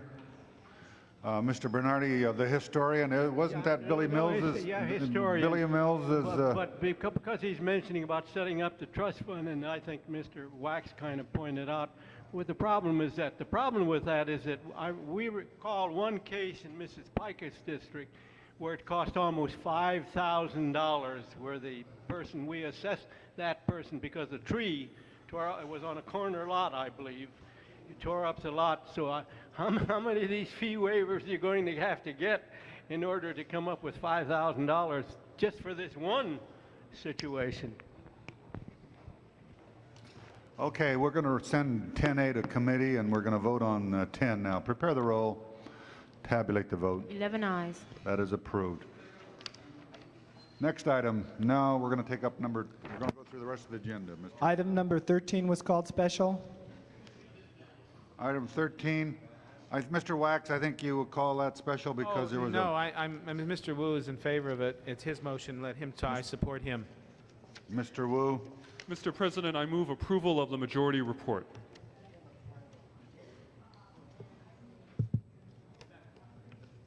And I believe the applicants may be out there in the audience, but I'm sure they'd be willing If to necessary, waive. if necessary, they said, they sound like my kind of people. All right, any discussion on this? Mr. President, I called it special, but it was for the same reasons we called your item special. And I just would like the disclosures to the reasons, Mike, and you can do it. I think there's a crime issue, part of what you're dealing with, because we're trying to set up an environment for Public Works to be able to set an ordinance together. Mr. President, I could try to address Mr. Hernandez's concerns if you like. The reason for this closure is this is a street, I believe it's a dead-end street, just above the Sunset Strip in the Hollywood Hills. Because of problems resulting from people going to restaurants and nightclubs and other things, resulting in cars being parked up in those areas, and with other problems resulting from those cars being around there, I was approached by neighbors who requested this withdrawal from public use. I decided to support it, and that is the basis of this request. So it's a parking problem. Parking and actions that are taken by people who are the owners of those cars. Okay, good. No, and I'm just asking questions because we're trying to deal with other streets also. We'll be bringing it in. Yes, also it includes lewd behavior and other things like that that we don't want to encourage on public streets. And I will, Mr. Hernandez, in fairness to you, the reason it was 2-1 in committee is Mrs. Walters was of the position, she's not here today, so I give hers, that we shouldn't have any private, street closures for private streets. Are withdrawn from public use in the city, and she has strong feelings about not having those as a matter of policy. I think Mr. Wu and I both felt that you have to look at it case by case. In this case, just like the case we had earlier in Mr. Ferraro's district in the Los Feliz area, were cases where you had self-contained neighborhoods, where you really weren't cutting off traffic to anybody who legitimately was going from one place through an area to another. That the only people who really had any purpose to come into this area at all were the people who lived there and who visited them. And that you would close it because the actual physical layout of this particular area justified it and didn't negatively impact the free right of people to use streets and all in the city. And that I think both Mr. Wu and I both felt that we certainly wouldn't approve it everywhere, but you have to be able to look at it case by case. And a case like this is sort of the most optimum condition for when you would do it, because there's really no negative impact on anyone else. Do you want to be heard again? Yes, I do, Mr. President. Sometimes we have discussions about citywide policies, and other times we have discussions about council district policies. And my concern was when I read the statement and the minority report, and earlier I read some crime statistics as to what's happening in front of Belmont High School. The rapes, the homicides, the assault upon people, the burglaries. And we're trying to close the street there to eliminate the drive-bys. The police officers are asking us to do that. The school wants it done there, and it's for safety reasons. And then I have other parts in my district where I'm going to also be trying to close some streets because the population density is so much, there is no park space. And I'd like to be able to close the street and put some trees and some basketball courts, try and convince the city to share some cost on insurance liability and create some open space. And so the reasons we do things is becoming important to me. And again, I'm talking about the difference between the blue areas and the red areas here, because I know I'm going to have to close some streets, just like we've been closing alleys. And Joel, you remember all the dead ends we had on the avenues by the freeway? That's also where all the gang activity is going on right now. And I know we're going to have difficult times when we talk about closing streets. And so Ms. Walters bothered me. And, but we're talking about this specific street now, Mr. Hernandez. No, and I understand that, Mr. President, but see, let's don't bleed it to death now, if you want me to support this specific street when I'm thinking citywide, because we are one city, then I need to know reasons so that I can make sure I bring that in properly when it's time for me to deal with my issue. You bring your motions in any time you want, Mr. Hernandez. There's nobody stopping you. Oh, you know, it's when... All right, prepare the roll on item number... it's when we're not allowed to speak that bothers me, Mr. President. Thank you. I wish I had the ability to stop people from speaking, but we have rules, Mr. Hernandez, and when you live by the rules, you'll understand when you can speak and when you can't And it's when they're used that bothers me, Mr. President. Tabulate the vote. Thank you. 11 ayes. Okay, next item. So the minority report will be received and filed. That's right. Item number 24 was called special by Mr. Hernandez. Mr. Hernandez. Which item is this, Mr. President? Number 24. This is in Mrs. Pica's district. This is Mrs. Pikus, I think another tree deal. we discussed it previously, Mr. President, and I don't need to deal with it. This one was just in case you called the rule about sending it back to committee, and this was a Rule 16 matter. So I'm trying to learn the rules, Mr. President. Thank you. Yeah. Okay, prepare the roll on item 24. Tabulate the vote. 11 ayes. That is approved. Members, 28 we passed, and I didn't realize, but we have somebody that wants to be heard, so we'll reconsider 28. And Wendy Hubbard wants to be heard on 28.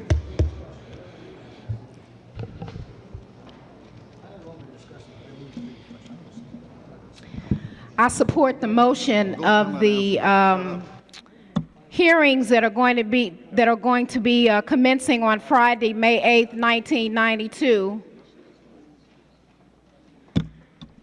in council chambers, and all those meetings that will be commencing thereafter. So to the taxpayers, I want to say I'll be watching your taxpayer dollars as I will be attending each and every one of those meetings. And on that note, I would ask that when the city clerk, with the assistance of the CAO and CLA, provides information to the public and council on the proposed 92-93 budget of the mayors, you would go into depth, please.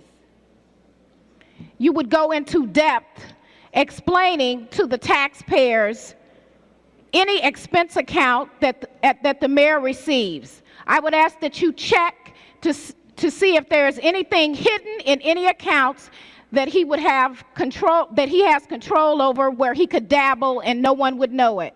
In other words, I would ask you to be more thorough than you ever have in your entire life regarding this budget. Your job could depend on it. I would also ask that when these individuals begin to compile data, I would ask them to dig deep into finances, to explore the GL and verify what's been dumped into certain accounts, especially those labeled miscellaneous. Focus heavily on the mayor's T&E account and how he spends taxpayers' money. I would say, let's go back over the last 4 years. Check the coding on the T&E account to see where it is being dumped in the GL. Money can be dumped into sub-accounts that should not be to cover up any misdeeds that are occurring. What are the mayor's perks should be of interest to the taxpayers, and how does he use them? Mrs. Hubbard, this is just to set up the dates. Okay, so, but I so just you'll have all those opportunities to when the committee's on. Well, he is just are you so- opposed to these dates? No, I'm Okay, supporting it. then But let us he's vote just- on it. I know, but he's just so corrupt. I can't No, take no. it anymore. Prepare the roll on 28. Tabulate the vote. 11 ayes. That is approved. The next item, Item number 31 was called special by Mr. Hernandez. Mr. Hernandez, item 31.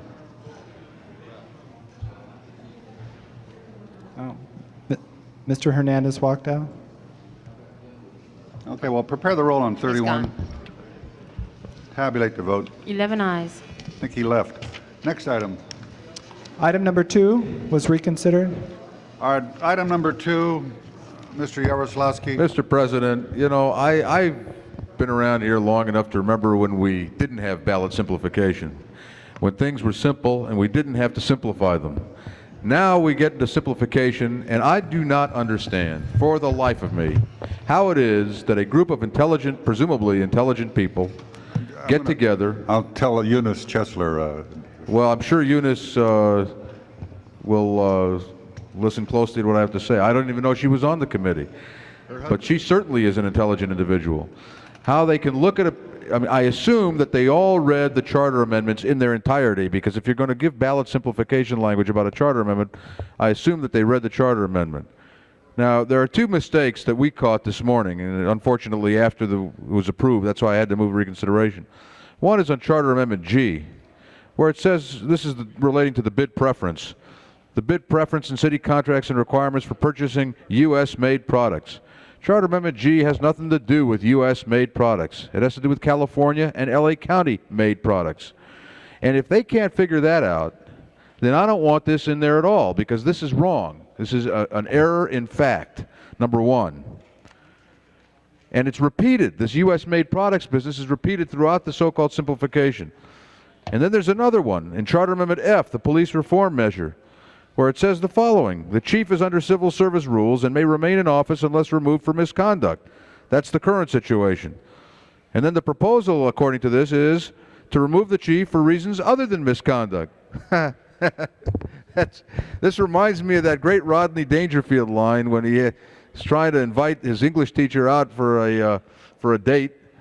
And she says, I have class Monday night. He says, well, how about Tuesday night? She says, well, I have class Tuesday night. He says, well, how about if you call me when you don't have any class? That's basically, that's about what this is. We're going to remove him for reasons other than misconduct. This is ridiculous. Mr. President, I suggest two things. One, that the most simple way to deal with ballot simplification is to say, Charter Amendment F, if approved, will amend the city charter. If it's disapproved, it will not amend the city charter.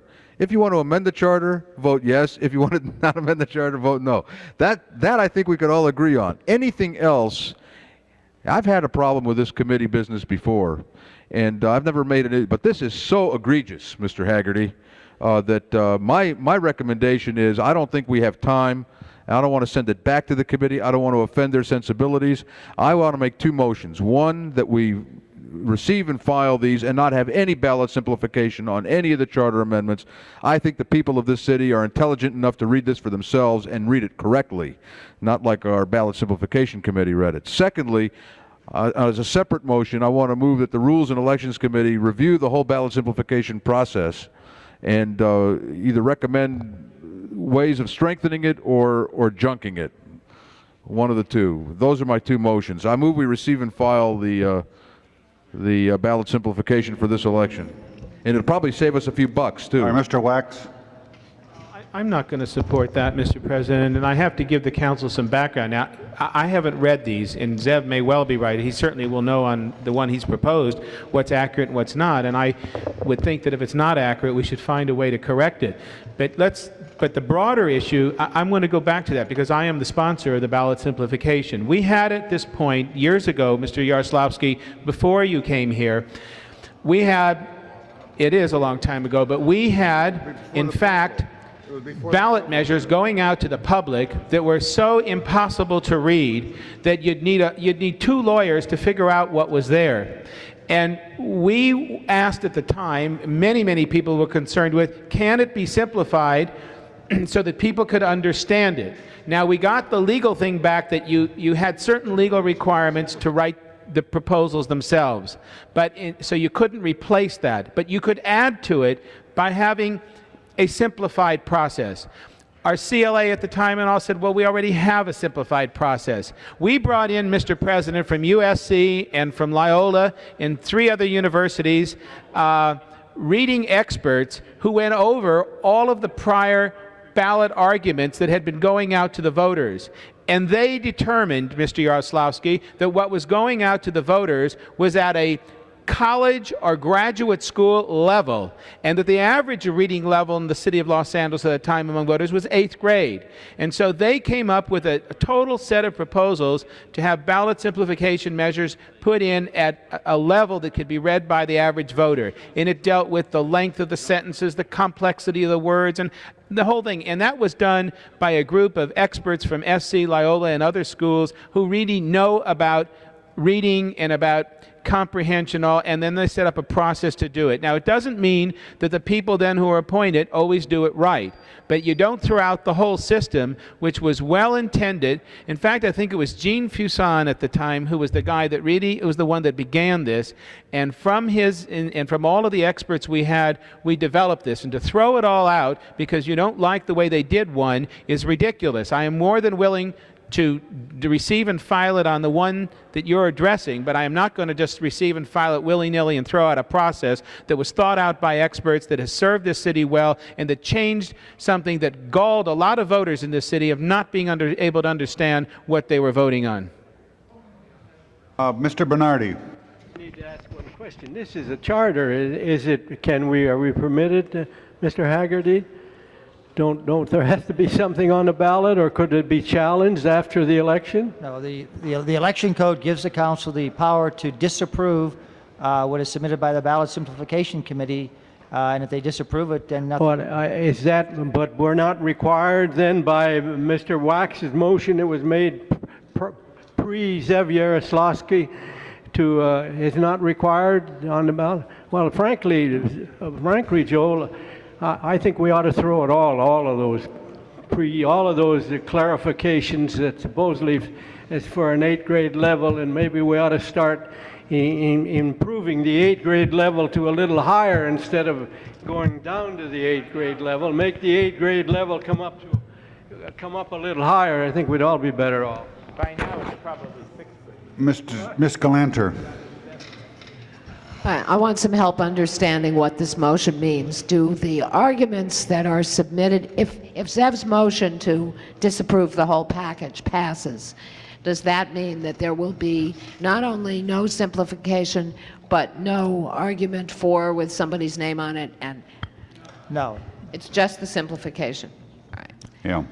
Now, let me just say, I'm relieved to hear that, but I think that I usually read the simplifications, and they don't always look so simple to me. And yeah, we've all suffered through that. But I am concerned about making sure that particularly on Proposition F, the charter changes with respect to the police department, that people have information that is useful to them in making a decision so that they are not relying entirely on who gets the most free media time on the local television stations. I'm not sure, I am certainly concerned if there are inaccuracies in what's here, and I don't think we have too many options. Our options are yes or no, as I understand it. What's the deadline for voting? Friday. Friday? Friday's the last day. So if we continued it till Friday, what would happen? Would it go back? Would the committee go fix the inaccuracies, or it would just sit? Well, we could ask them to if there's inaccuracies in their opinion. Well, what if they didn't notice? For example, it's quite clear that the argument, the simplification with respect to Proposition G does say in here U.S.-made products, and that isn't the way. Is a county and a city in the USA? but it doesn't give preference for things made in Iowa over things made in Japan. That's not what's in the measure. Okay. Are you finished, Mr. Wu? Mr. President, I support Mr. Yaroslavsky's motion. I think that it is a real disservice if the city puts on a simplification of the ballot measure that is not accurate or that is potentially... I think that we do a disservice to the public if we put an analysis on the ballot that is not consistent with what is in the measures. And so I think it's important for us to then go ahead and take the step as proposed by Mr. Yaroslavsky to not put the simplification in the booklet. So I support Mr. Yaroslavsky's motion. On all of them? Okay. Anyone else want to be heard? Yes, I want to be heard. Well, you can't be heard until you get over here. Mr. Browdy has not spoken. He has not spoken yet.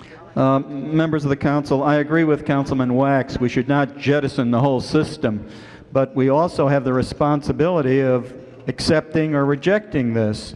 And if there is some ambiguity and if there's some doubt about whether it does the job that it is intended, then it's our responsibility to read it and to make a judgment. And I concur that there is that ambiguity and uncertainty, and therefore we should just reject all of the arguments. So I ask for an aye vote on Mr. Yaroslavsky's motion. Well, we'd either approve or disapprove. That's the... Yeah, we're going to disapprove. Mr. Yaroslavsky. Yeah, I'm going to refine my motion. The two where we have problems are on Charter Amendment F and G. I move that we disapprove the arguments for F and G. The others I don't have a problem with. I don't think anybody has a problem with. And then we don't have to, the rest of it we can deal with some other time. It wouldn't be the arguments, it would be the ballot digest. It's not the arguments, it's just the simplification. That's what I mean, the simplification. Just checking. The ballot digest is how it's referred to. Is that how it's referred to? Is that the simple way of referring to It's it? the ballot digest. Would you like to take a crack at simplifying my motion, perhaps? The motion would be to disapprove the ballot digest for those two measures. That's incredible, Haggerty. That's give that man a raise, I tell you. Or just keep him on the payroll. Mr. Yaroslavsky was under strict instructions not to further confuse us, and he violated that rule. So He did a pretty good job of it, thank you didn't very he? kindly. It's what I do best, Mr. President. Okay. Well, we'll vote on them individually. Public get to vote on that F. They think that that's a good statement that's made in there, that the chief can be removed for any reason. I think that they probably would like that to remain. Don't they get to? Well, they can read it the hard way. They will be able to read the partisan arguments on both sides. Those will still be there. Okay, let's vote on F.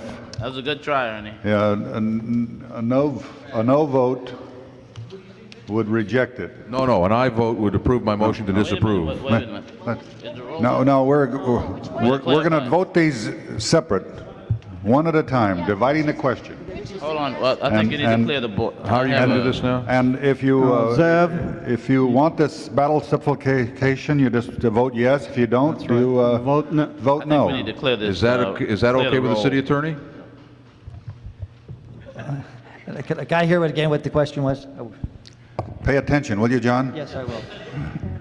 I suggested that we vote on each individual item. And if you want the battle simplification, you vote aye, and if you don't, you vote no.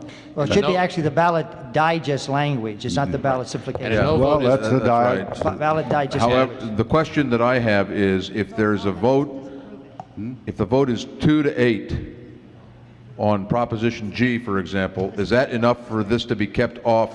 No, there has to be an affirmative motion. It has to be an affirmative motion to disapprove. That's what I thought. That's why I made the motion that we disapprove F and G and approve the other three. How's that? And then we can take one vote.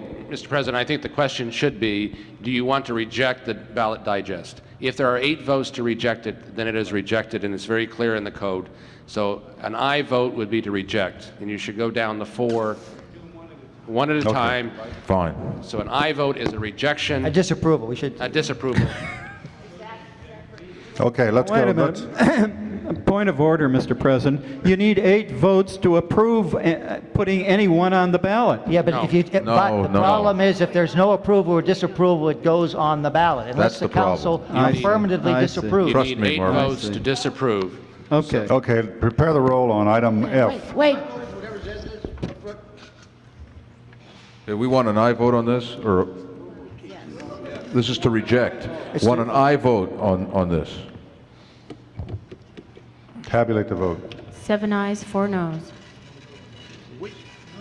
No, I'd like to change my vote, Mr. President. I want to be a yes vote.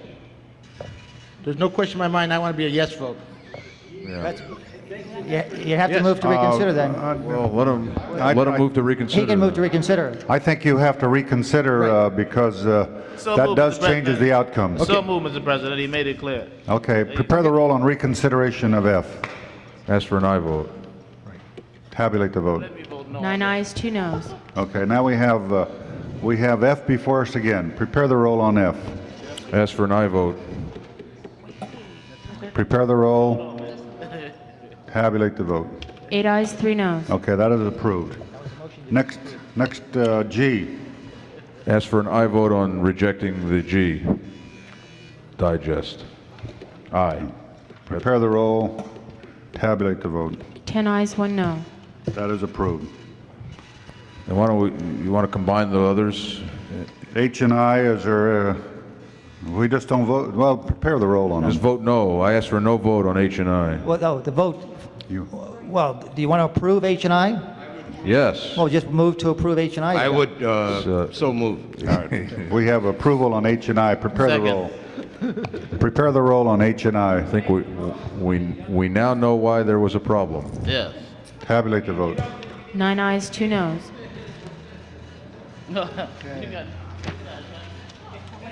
Wait. Yeah. You know why we had a simplification process, Mr. Next President. item. That's good, Jeff. Thanks. Next item. I'd like to reconsider the other Public item. testimony on non-agenda. Point of order. I And they- move that Mr. Yaroslavsky be allowed to change his vote. No. You probably think it was a mistake. Next item. There are probably 14 council members who think there's some method to my madness. You'll see. No, only 11, Zev. Public testimony on non-agenda items. That'll be the order.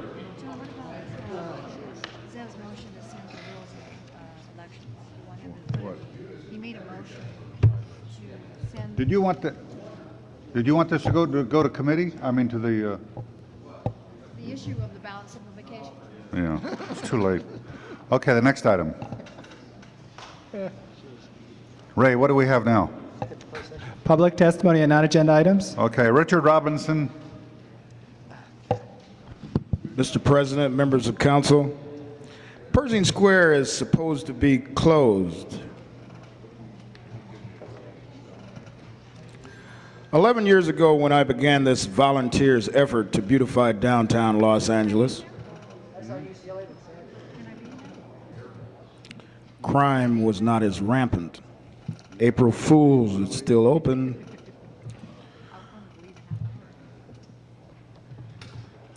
Now, if funding for Footbeats may be extended to its new closure date,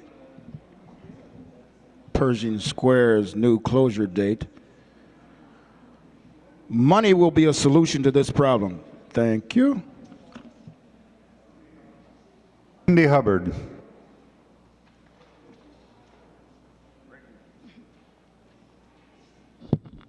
I wanted to take this opportunity to thank you, President Ferraro, for showing up for the memorial service of Dr. Hornaday last Saturday. I'm sure every person that's involved in science of mind appreciates that, and so do I. But I got to get this in about the mayor. Okay. I left off, I wanted to say this about the perks because I think people need to start thinking about this before the hearings begin. And this is just a scenario that I want people to think about. Since the mayor controls the budget, he is the one who designates what a perk is. So the question now becomes, what has he designated as a perk in the last 20 years, and are they legitimate?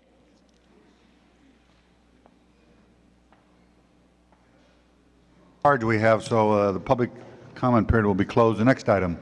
Motions for posting and referral. That'll be the order. Councilmember Hernandez requests to be excused When?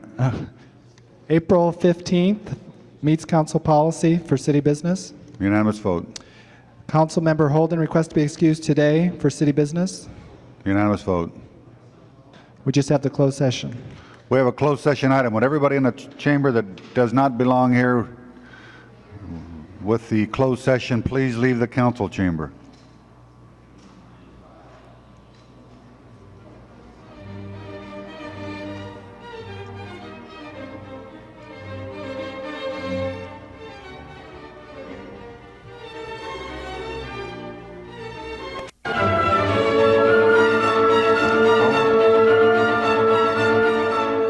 It's not on yet. There it is. Okay, the council will come back into session. We have a motion by Mr. Yaroslawski on item 52. Prepare the roll. Tabulate the vote. 10 ayes. That is approved. The next item. That clears the desk, Mr. President. Have some adjourning motions. Would everybody please stand?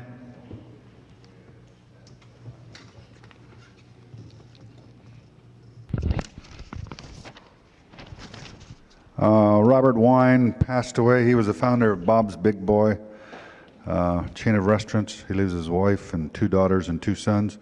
I'd also ask that we adjourn in memory of Nelson Yamamoto, who was a rookie sheriff deputy who was killed yesterday. Oh, Mrs. all Flores had also brought that in. So All members we'll all on be that. on that. Mr. Bernardi? The name of Brian Patrick Joseph Nays and David Haddai that adjourn in respect to their memory. Ms. Glanter? I'd like to ask that we adjourn in memory of Charles Chappie Andrews Chappelle, who died last 2 weeks ago, and on behalf of Mr. Hernandez, that we adjourn in memory of Mr. Cipriano C. Bonilla, a resident of Lincoln Heights. This is one who died from natural causes at the age of 92. Oh. Let us be grateful. Mrs. Pikus? Yes. I ask that we adjourn in memory of William M. Buddy Redman, who was the treasurer of the city of Lancaster for a very long time. Mr. Wax? Yes, I'd like to, if I may, Mr. President, co-present Bob Wyans. When I was an attorney, I did work for him, and one of the last things I did was to do some of the tax work for the merger with Bob's Big Boy and Marriott at the time. And he was really an institution. The Bob's Big Boy in the Valley is, you talk about historic and cultural monuments, and that's really, that had a big part of the history of the San Fernando Valley and then grew into part of a major national chain. It did start in Glendale, though, you know. Toluca Lake, we had. Are there any others? North Hollywood, we had the. His first store was in Glendale. He was mayor of Glendale, too, a couple of times. Yeah. Call the roll.